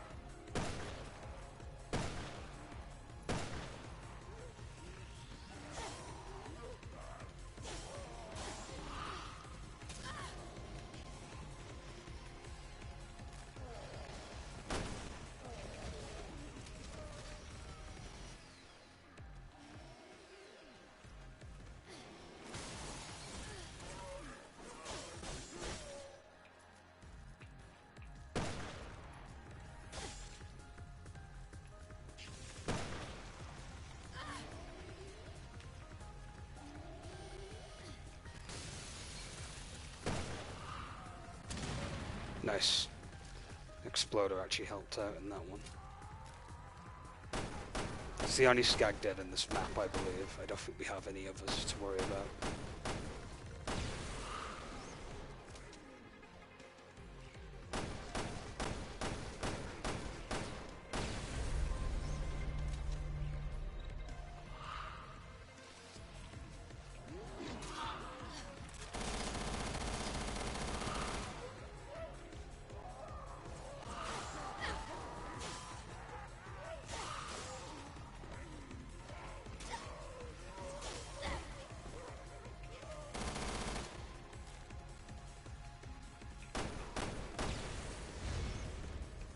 Nicely done.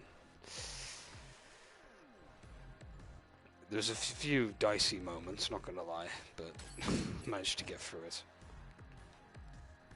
2 chests in here.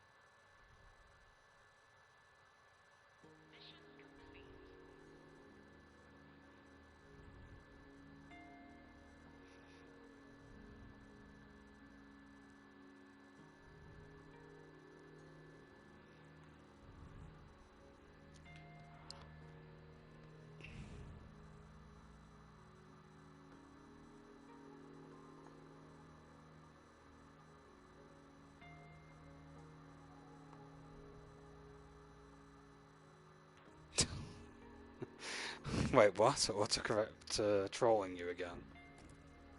Seems to be a running theme.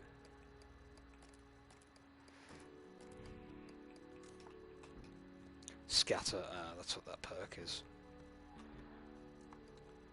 Do we have anything good? No, we don't.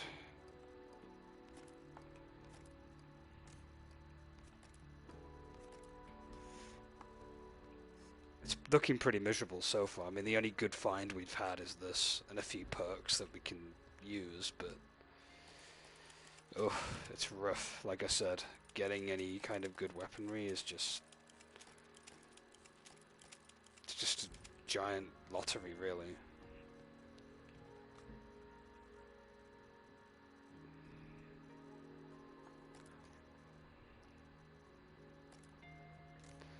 Okay, we can do Gauntlet 3, but before we do that... quickly do the 2 event missions. We'll blow through them real fast.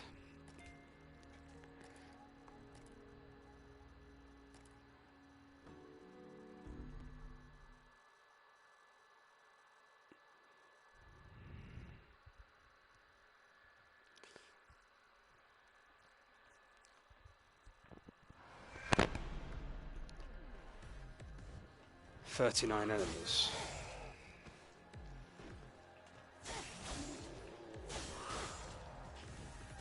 I'm just gonna be able to like melee everything, ain't I, really?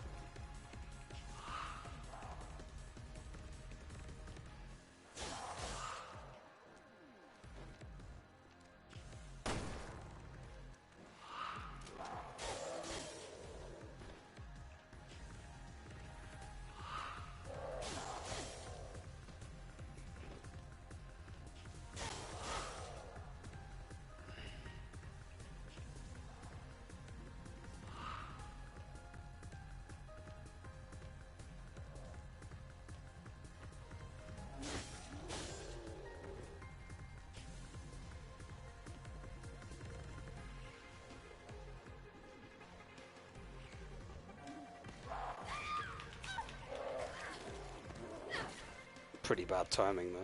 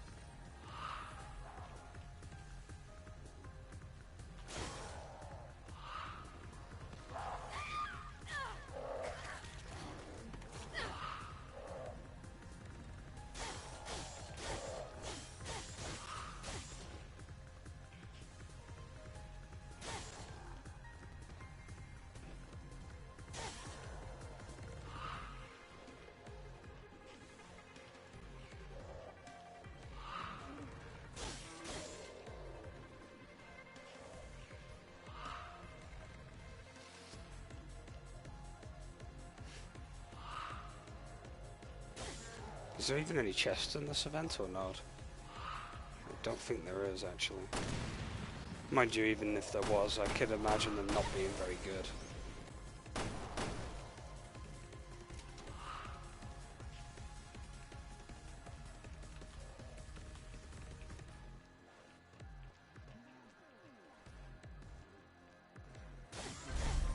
Like, they'd only really serve a purpose for level 40.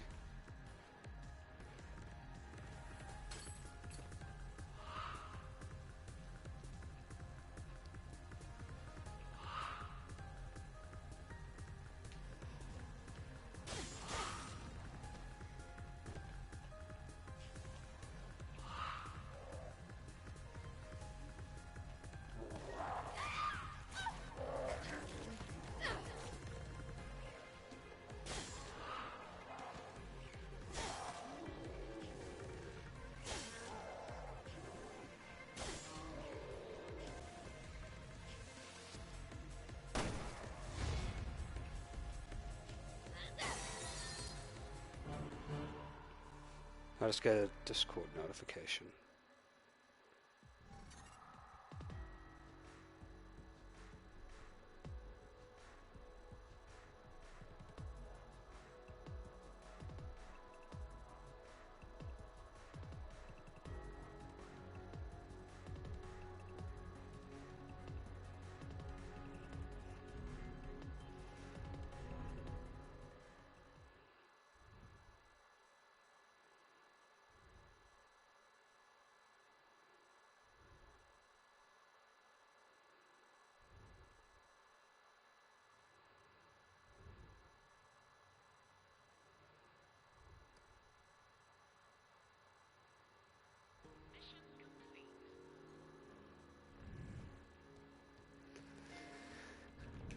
Yeah, that was something, I guess. It's probably going to be the other map that I'm thinking of as well.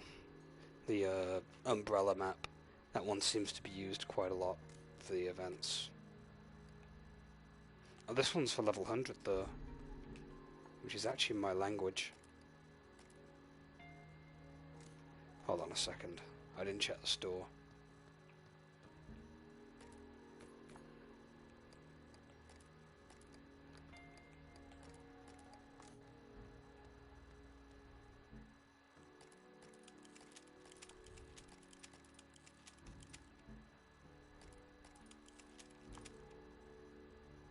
Okay, cool. Let's do the high level one then.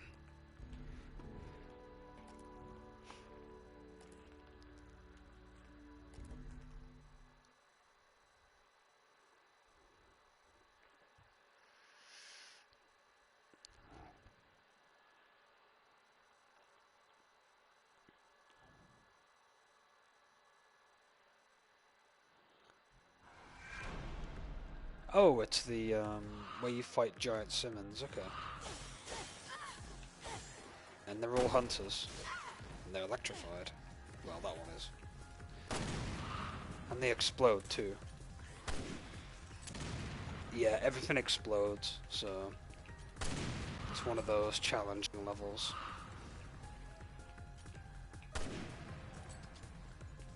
If I'm efficient, I'll be able to take out the enemies no problem.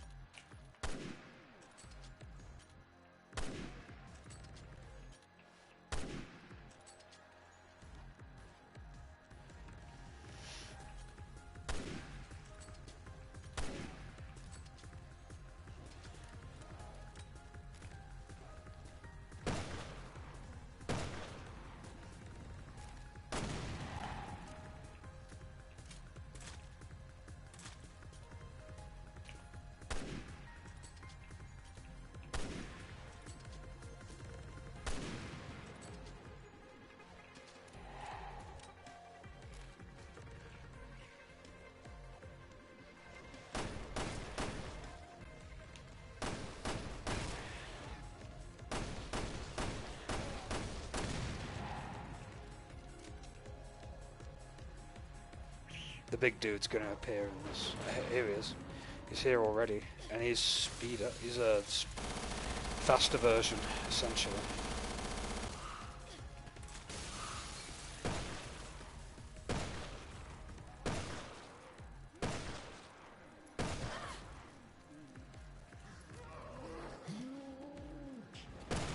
Good fight.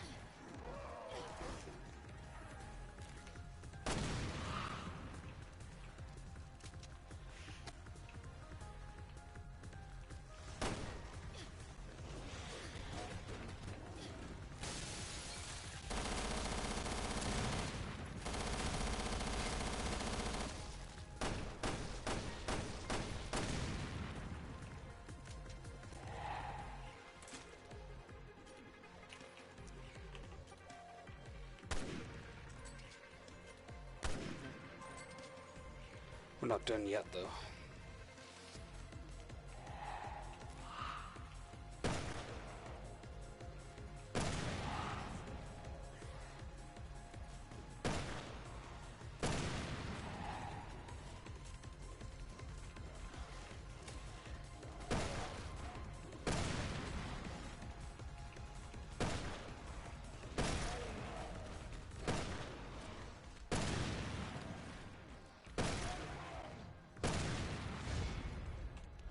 Nice.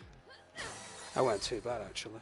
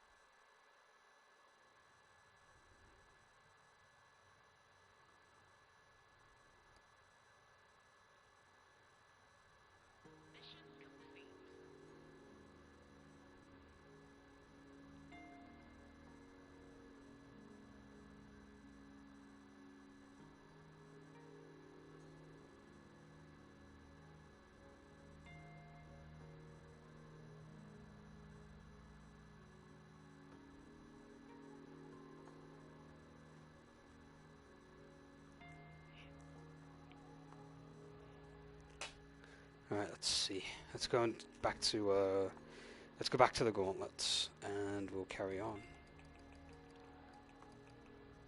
Yeah, that's the stage at the very bottom that we can't do because it doesn't exist on Code Red.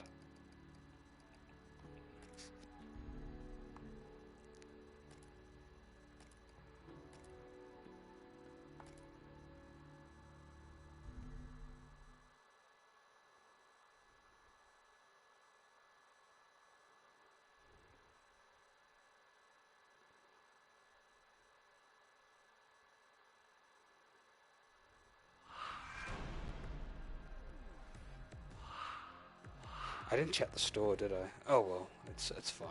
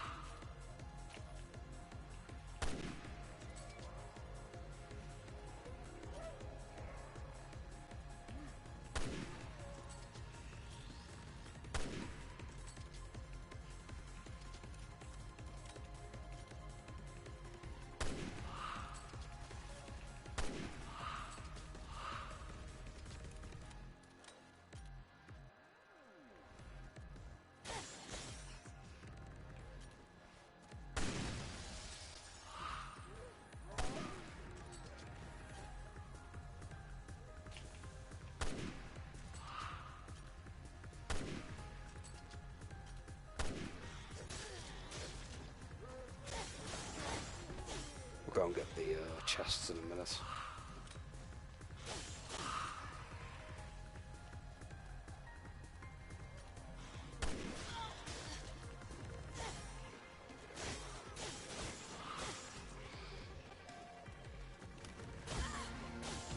I wonder if Neil's stage is good for grinding. We should go and find out after this. Realistically, considering the time, I'm probably not going to be able to go through all the stages in Code Red. That being said though, I could do a few of the lower stages, which are probably going to reap better rewards, if I'm being honest. The only stage I won't be grinding is Alex's stage, because then I have to sit through the credits every time. But I'll round off the stream with her stage at the end, I guess.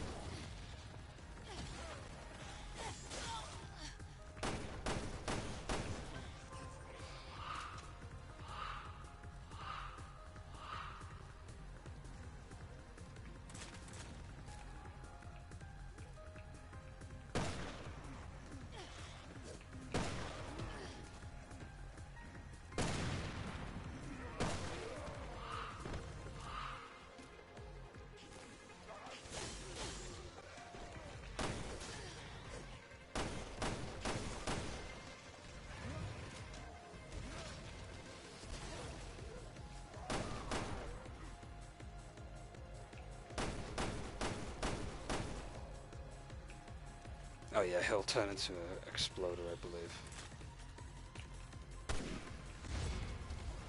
Done. No, the chests. Oh, whatever. I got 2 of them anyway. There's just 1 left over there, but it's no big deal.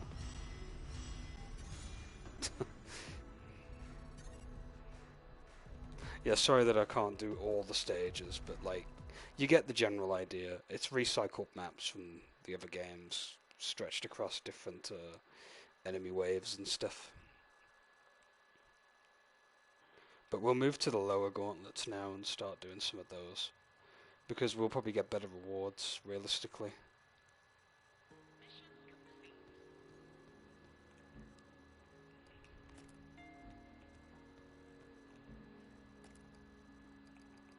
Okay, so here we are. That's the Omega stage. I'm trying to remember what mission Neil is on. Let me quickly look it up.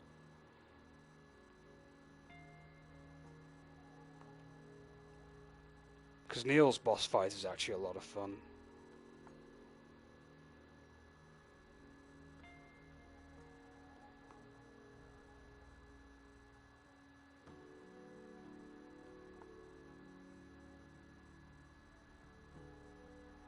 Neil's stage, which stage is it?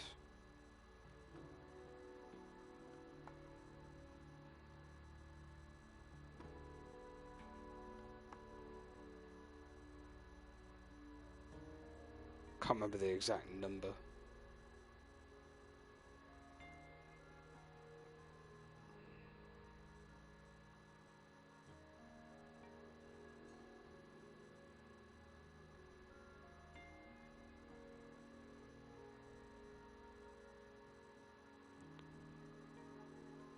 Six Gauntlet, apparently. I think he's the final one in the Six Gauntlets.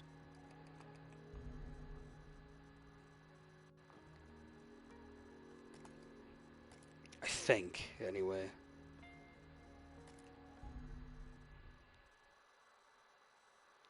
Neil's got a fun boss fight. It can go two ways. It can either go really bad or it can go really well.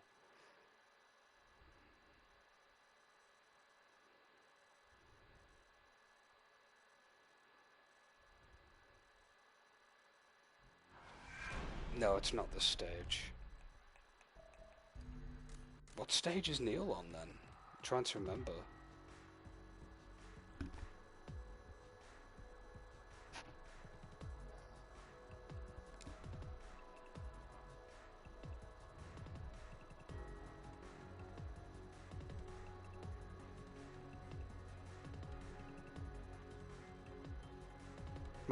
Might be Gauntlet 8 actually, not 6.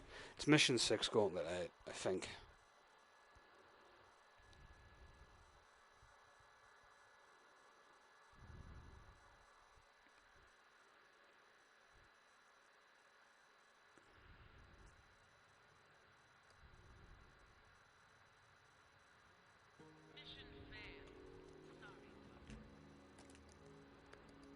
I'm bad at Roman numerals. 5, 6, 7, 8.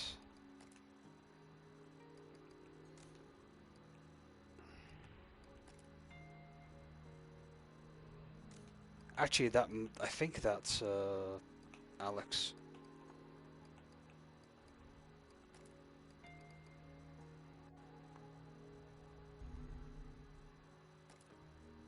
I think this is Neil's stage, I'm sure of it.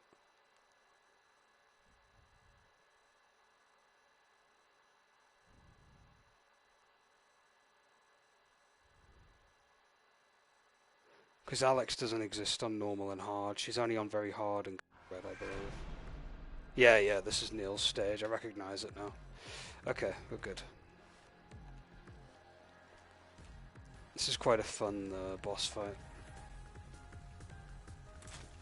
I best get prepared though.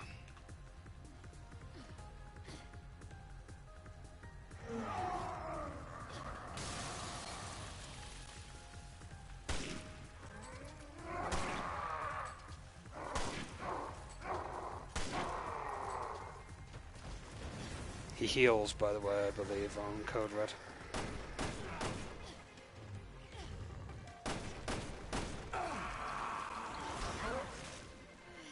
Jeez, that range.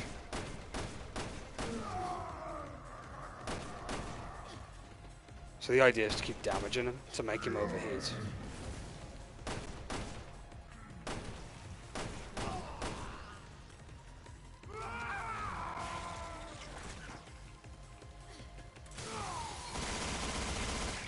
Can also put burn damage on him.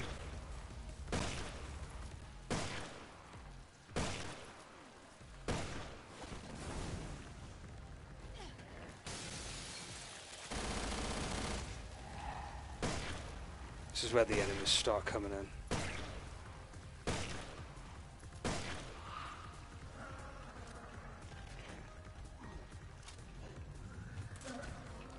Interestingly enough, you can burn damage him to heat him up again. Because it does damage over time. Therefore it counts.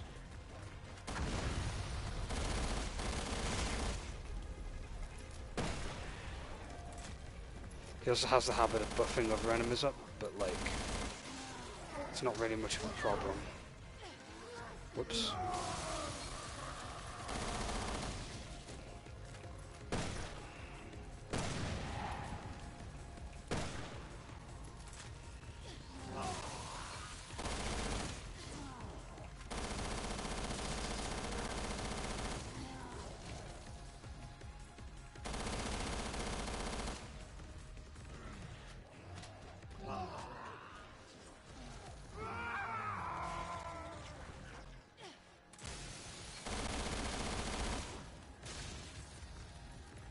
Making a lot of riskier movements here.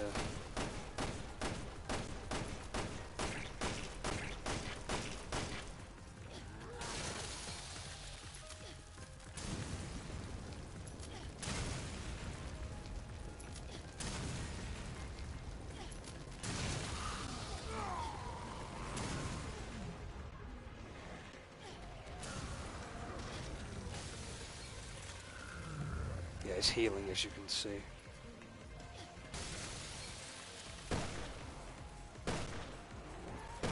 Actually, I think he's being healed by the enemies nearby.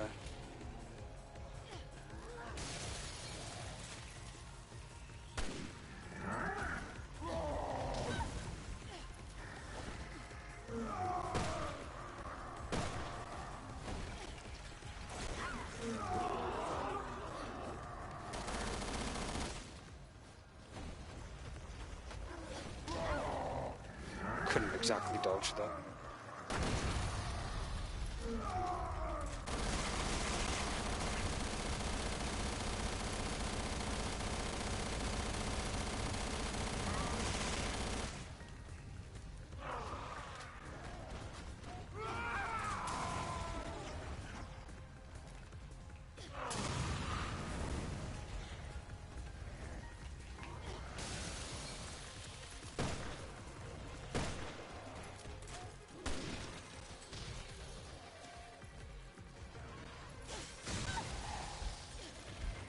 Damn, I forgot the explosion.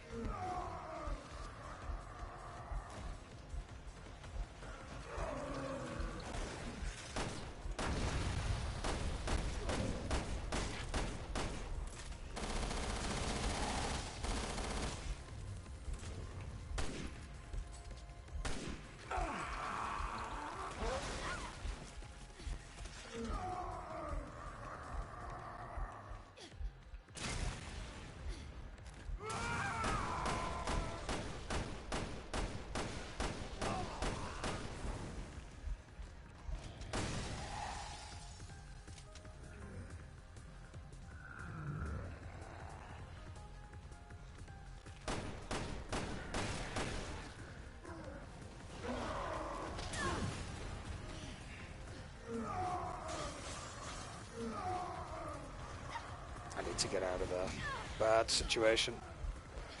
Yeah, like I said, two things can happen with this stage.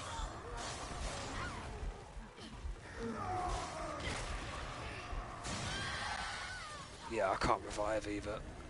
Well, I can, but do I want to? That's the thing. No, I don't. I'll try it again. One strat is to take all the enemies out, which is tedious, but you're not wasting ammo, because when you've cleaned up all the enemies, then he has nothing to heal with. He heals gradually, but he heals more when the enemies are buffing him.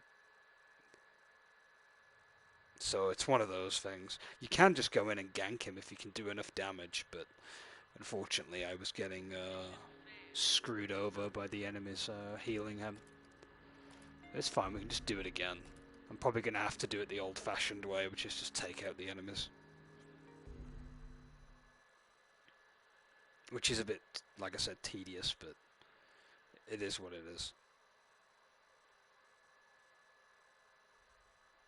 And then I guess after we're done with Neil, I'll quickly go and do the Alex stage, and then I'll round the stream off. It's getting a little bit late and I need to get some sleep. But I've had fun with this, I mean, you know, for an archivable raid stream, you know. So, yeah, we're gonna do a little bit of chip damage to him.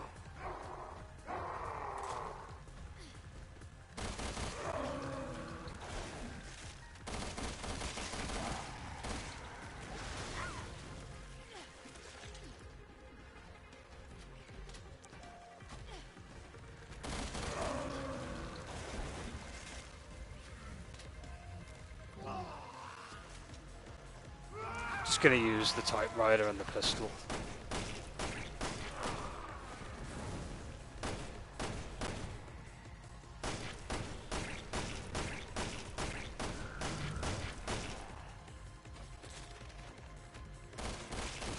Light him up again. Couldn't really dodge that.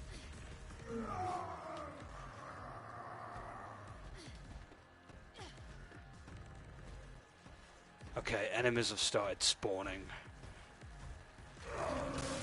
You need to chill out while I deal with these.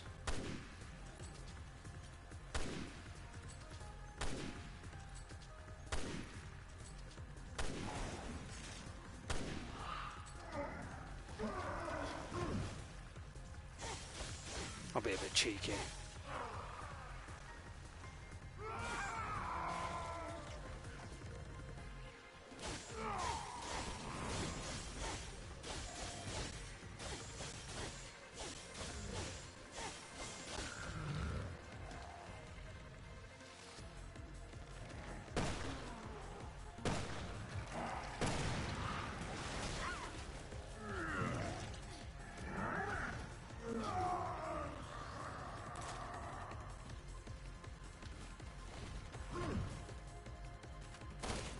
Give him a little bit of fire for his trouble.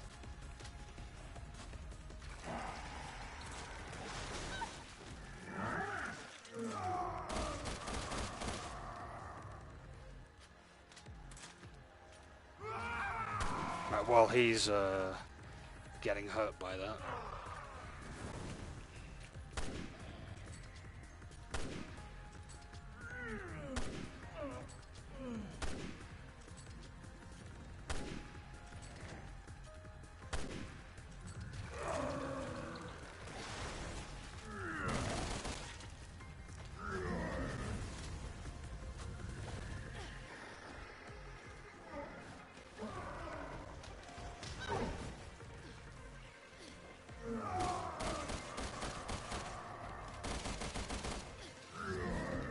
No burn damage that time.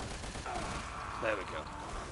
There's always like a 33% chance of it happening, considering the perk I have.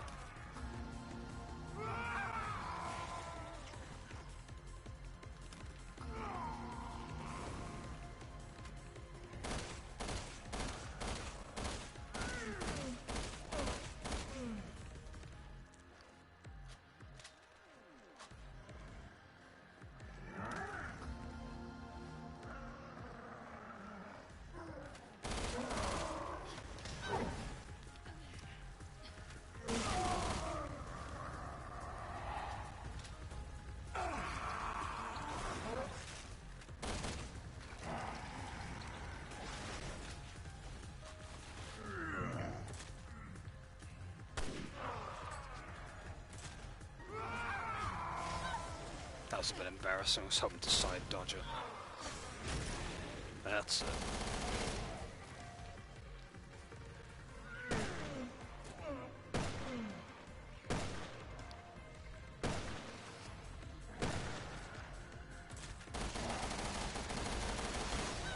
%33% chance, come on. There we go.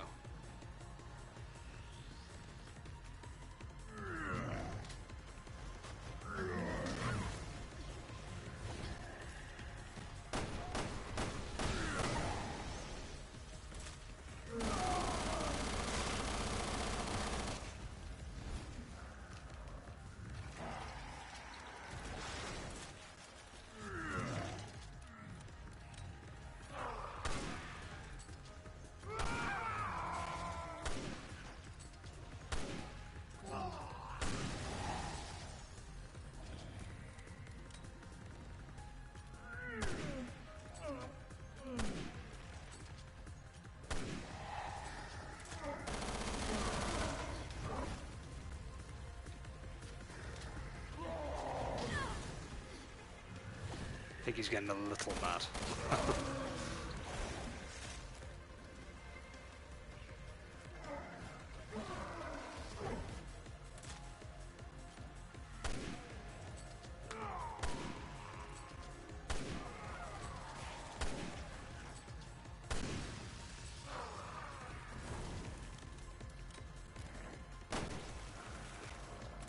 I've always got pistol ammo to damage him with as well, if the need arises.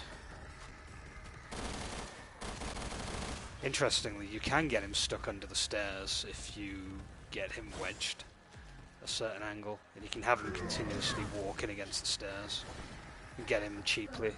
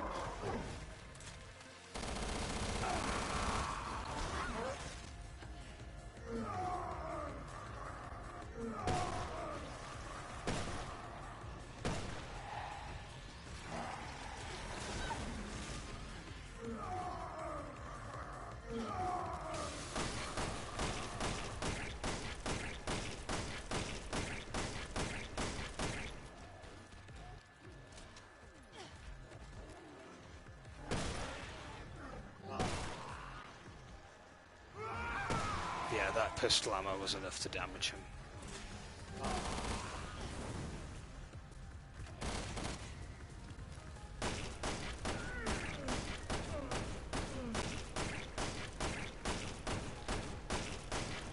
There we go. Destroyed him. We've just got a couple of enemies left to clean up. Just like that, we defeated him. So the idea with Neil is to just burn him and then just occasionally just keep up on him while clearing enemies away from you. You don't want anything that can heal him, essentially interrupting you.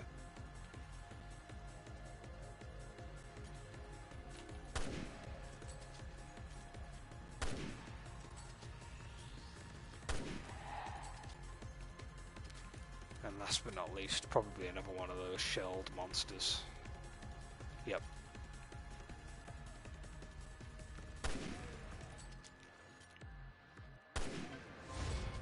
Dead.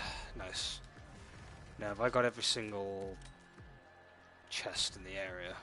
There's one over there I've not got. I think there's only 3 in the stage. I think. Just let me double check. There might be one upstairs, maybe.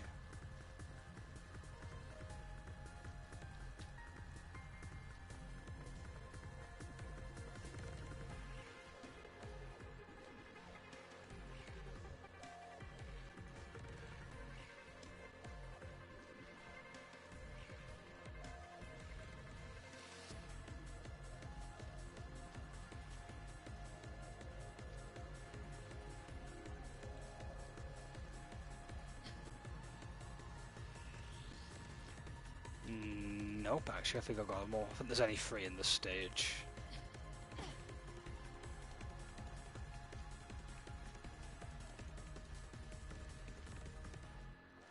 Sure there isn't one over here. No.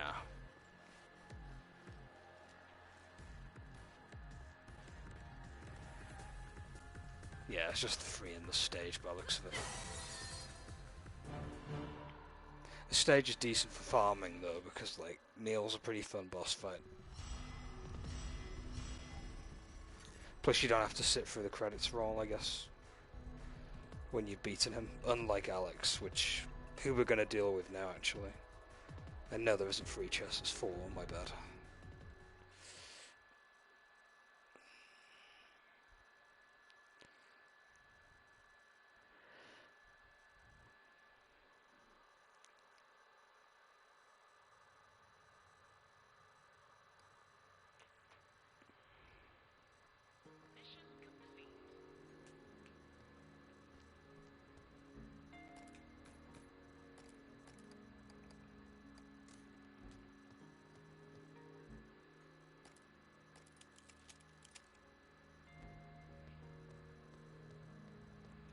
Right, what did we get?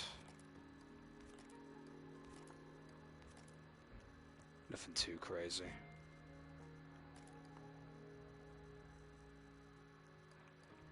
Right, this is Alex's stage, I believe. But before we do that, I'll quickly do a gauntlet on very hard, I suppose. It's only 4 missions. There's no point doing it on light level, the actual matching level for it. It's really strange that this gauntlet isn't on Code Red, which I don't know why, but it's just one of those small things. It's kind of like how I guess normal and hard doesn't have an Alex to deal with. Like, I guess the developers didn't really see the need. So yeah, this is the campus from RE6.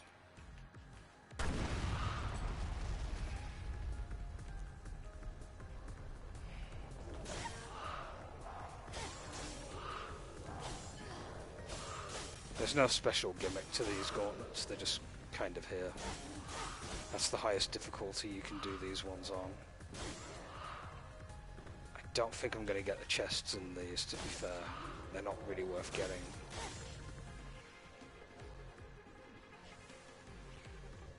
I'll just get a bunch of low-level weapons and perks, which...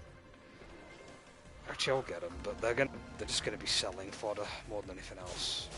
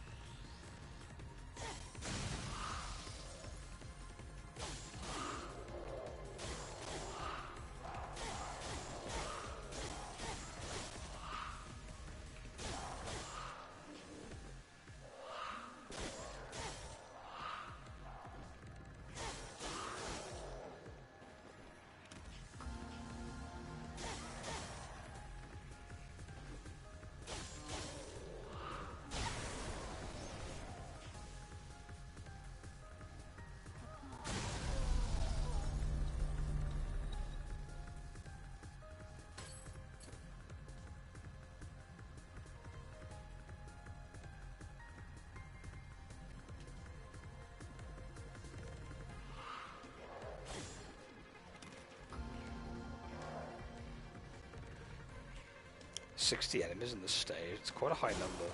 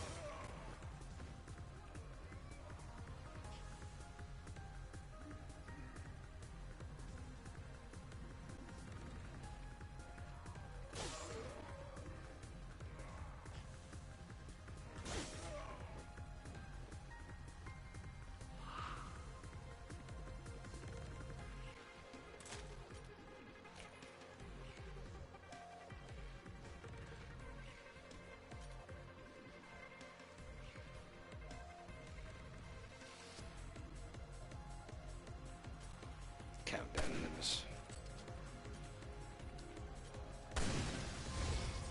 And there we go, it's all 60 enemies done. Pretty easy, pretty quick. Then again, it's level 40, so what do you expect, you know?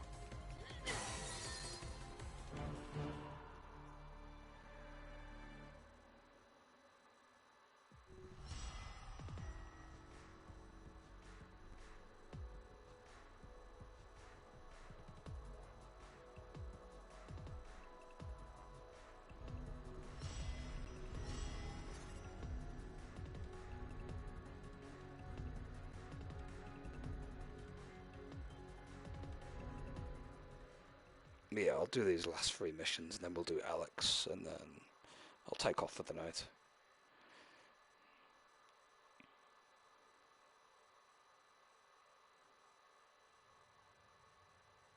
As for what Resident Evil game I'll end up streaming next at some point, I'm thinking maybe 4, mainly for 2 reasons. This isn't what I'll be streaming next, but like the next RE game I'll end up streaming. It's more than likely going to be 4. For 2 reasons, because I actually have a save file that'll do New Game Plus on there. Because I kind of want to just go through the game casually with all my stuff from previous playthroughs. Then I will also do... What am I doing? I'll also do the assignment with Ada and that as well after I'm done playing the main game for that.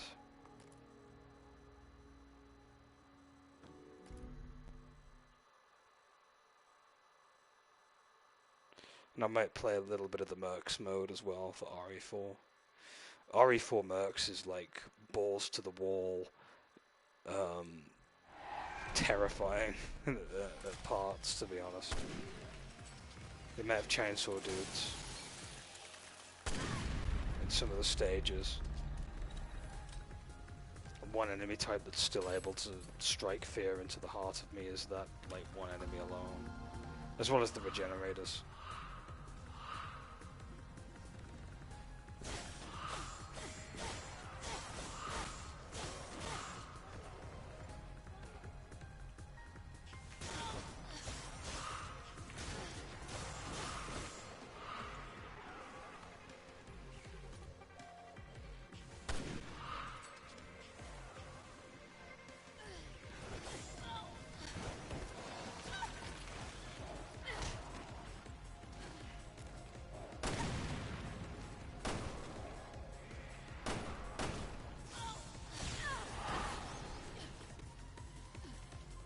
Skag Dip coming up.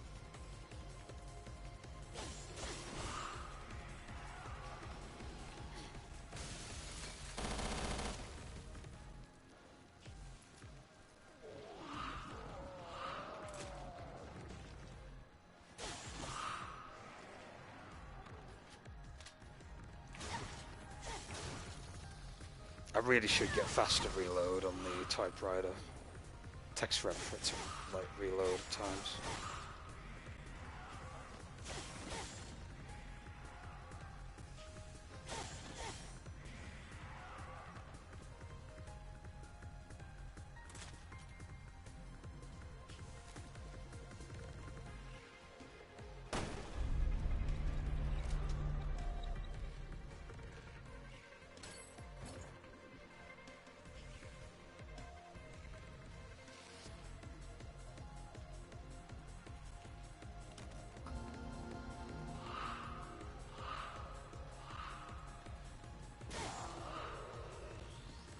Oh, I hear the Regenerator enemy from RE6.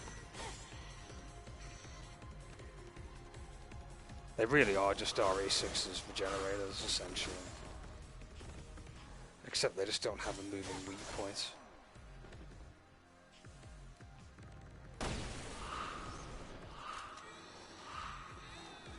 They're kind of like diet generators, I suppose. They've got like a really cool name like Rack Skull or Rag Skull or something like that.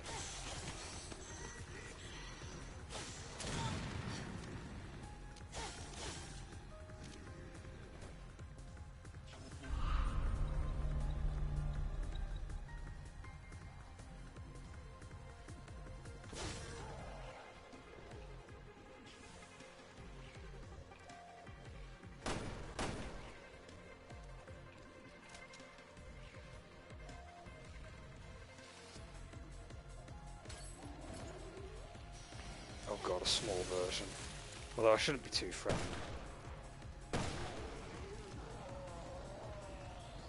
And there's that one zombie that always spawns over there.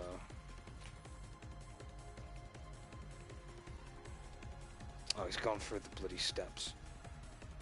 Which means he'll be coming up this way. Might as well go and meet him. Lord knows it'll take forever.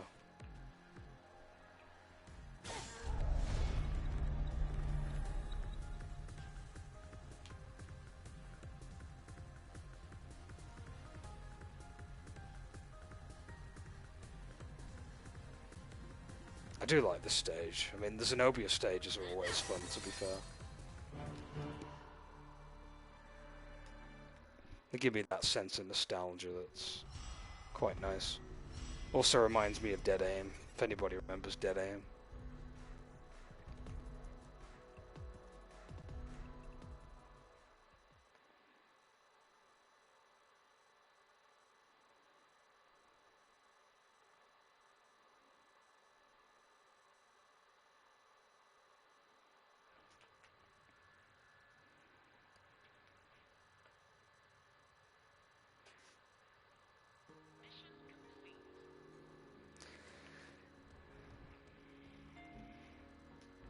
Actually, what did we get? Nothing good that I'm gonna keep.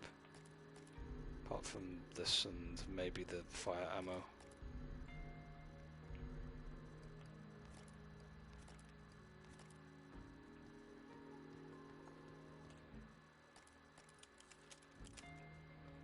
What else is in the store? Capacity, Soul Eater, Electrocute.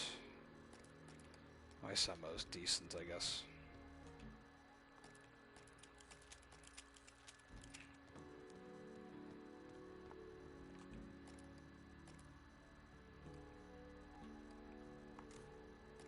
Third stage now.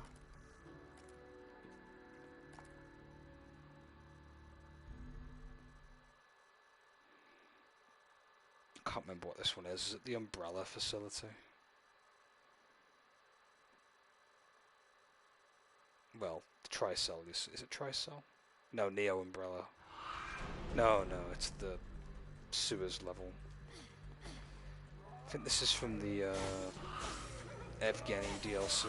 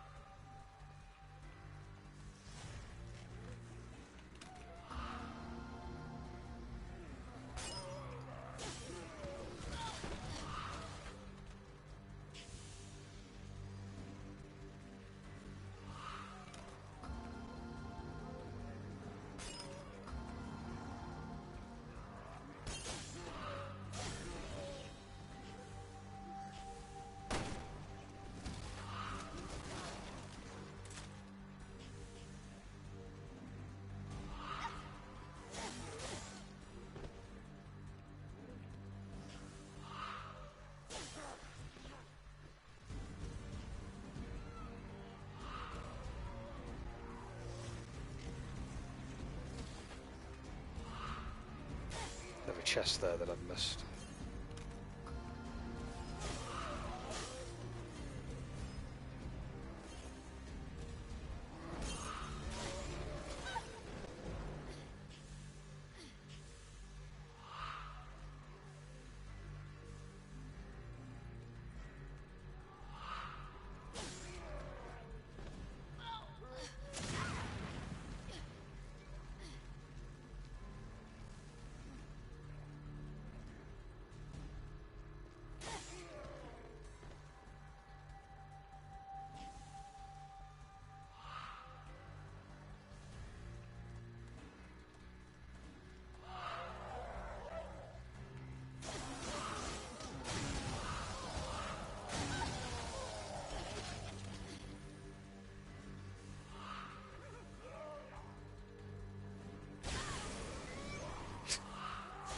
Can literally just gank it.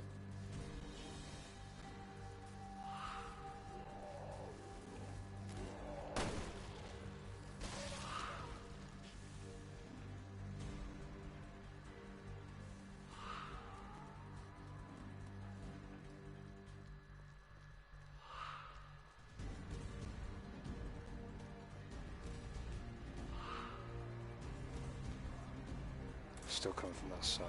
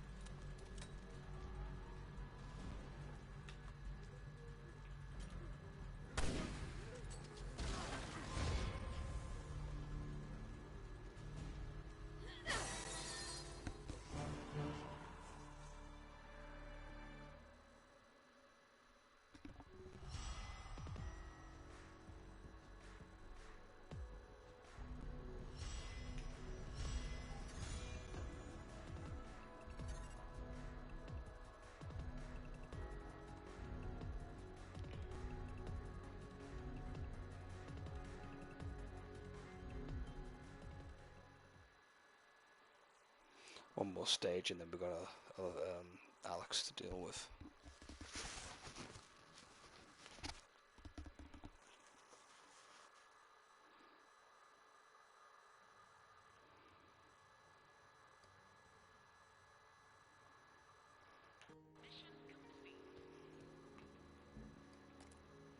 I've got some more points to spend. Melee Master was what I was skilling up, wasn't it?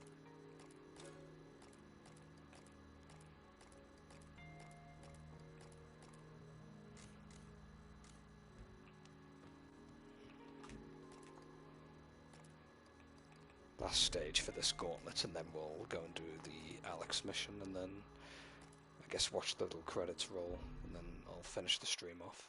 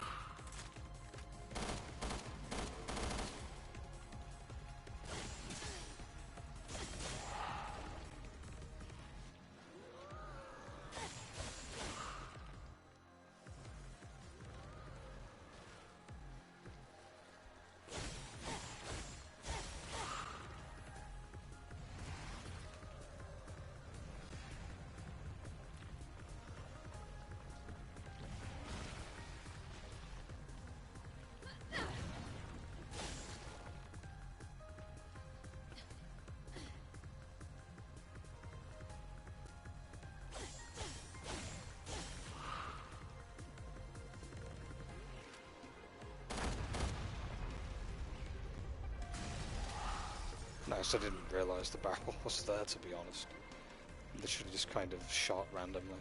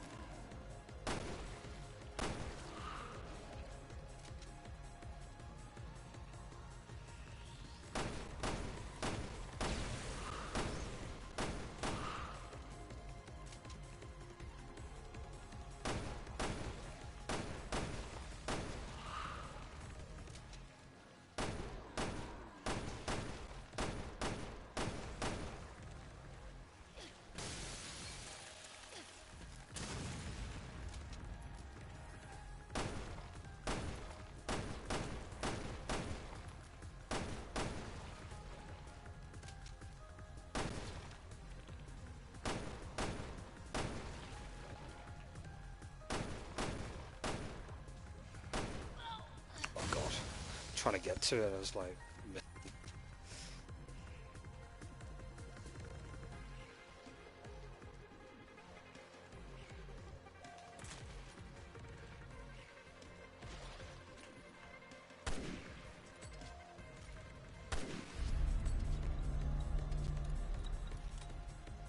Oh yeah, we're gonna get an enemy that basically is a giant claw of sorts. If you set it on fire, it's basically no biggie.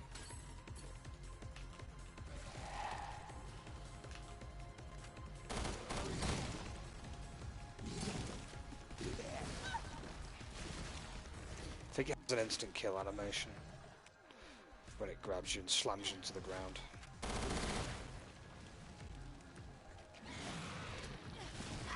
This is a pretty cool enemy though, because it basically brings back Ouroboros in some way. Same with Neil's fight actually. His the strain that he's infected with is Ouroboros, and Ouroboros strain that he injects into himself. Which I kind of liked, because it was a nice little nod back to RE5 in that sense. They also do a shout out to Veltro, which is the little splinter group from Rev 1.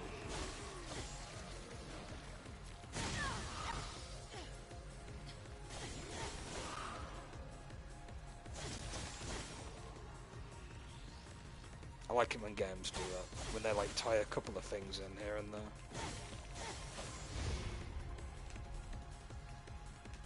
Basically adds more to like a world building aspect essentially, and cross connects a few things.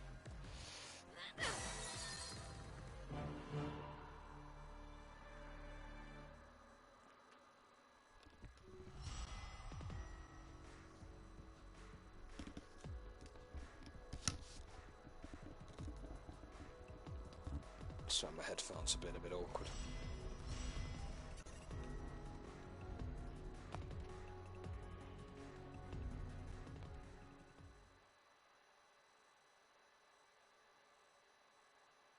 Right, let's go and face Alex and finish the stream off, essentially.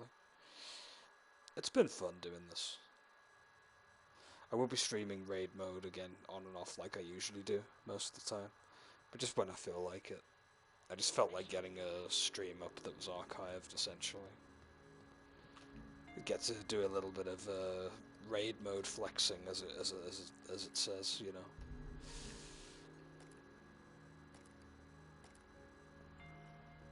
Actually, hold on. What did I pick up in that stage? Trash, mainly. Apart from that, which is quick load. Anything in the store I can purchase. Damage increase, fire ammo. At some point, like, guns in the store become useless, really. Because if you can just grind for stuff that's level 100 or rainbow ranked, then you're golden.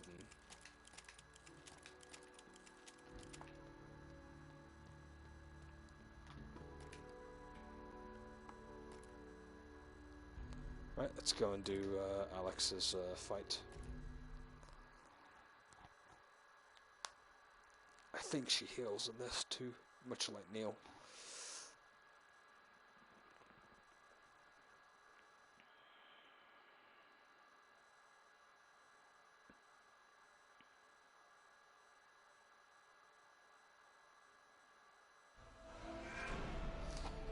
Right, here she comes. Oh, she has the buff ability on her.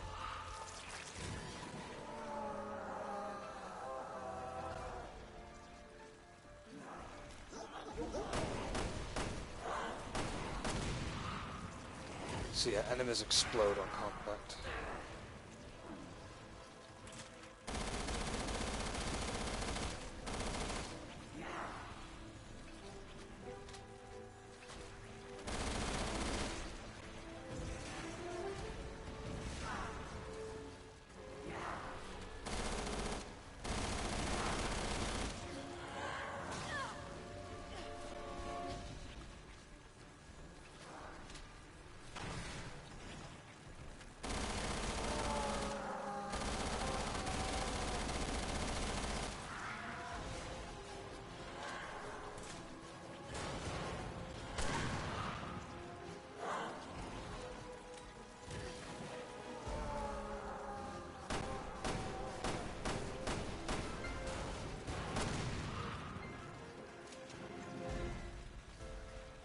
Yeah, she pokes out the vents and stuff.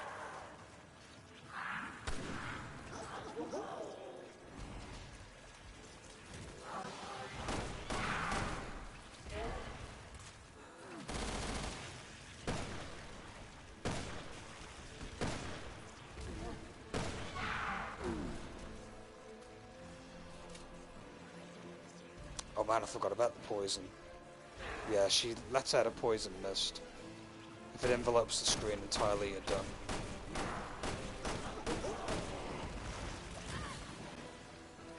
Yeah, her projectiles explode as well.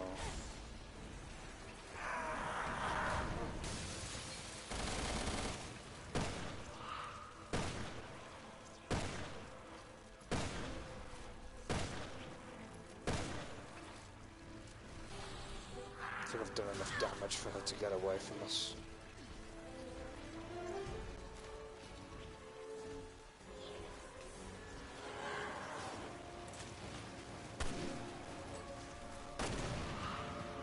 Yeah, that mist is thick. It's all over the place right now.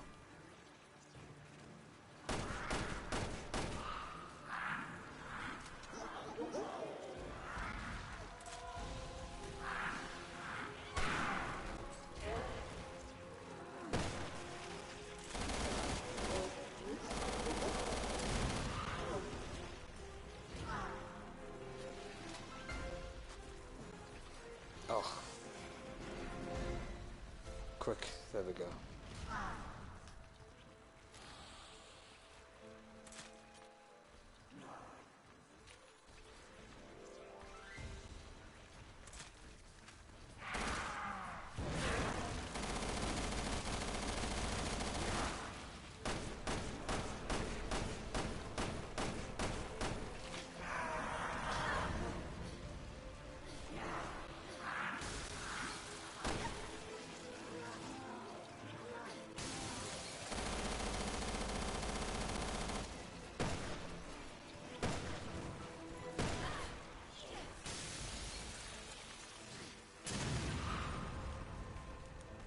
Okay, I got her with an exploding bottle.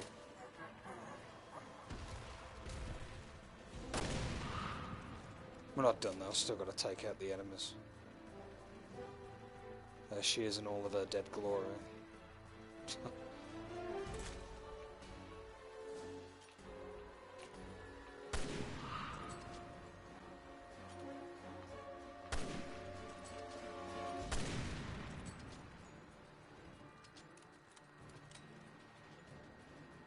I can't remember now, does she have any chests in this stage or not? Let me quickly have a look around. I have a feeling she might not.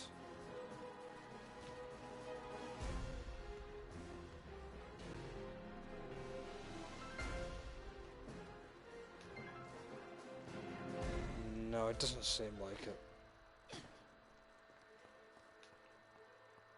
It makes sense, maybe because of the credit roll.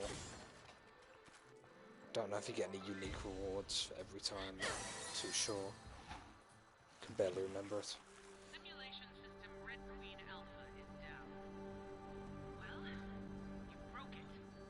Are you happy with yourself? You should be. You're the first and only guinea pig to do so. The simulation is over.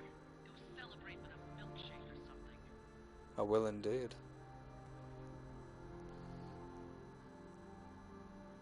Yeah, it's the ending for the raid mode. It's alright, you know.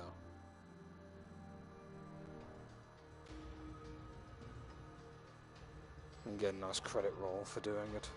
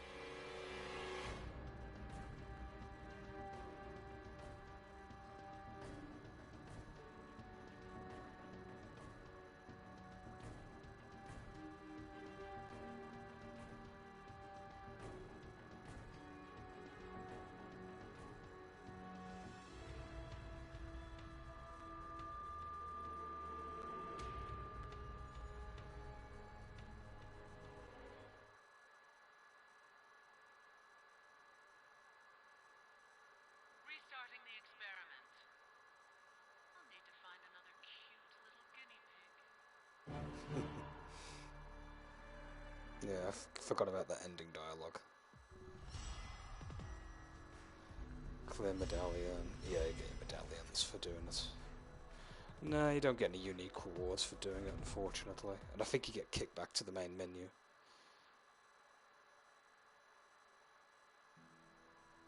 Yeah, that's pretty much the end of the raid stream for this time.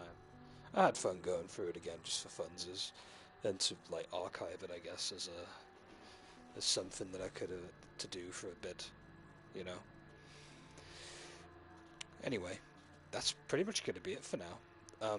Thank you very much for watching, and I'll be catching you in the next one. Until then, ciao for now.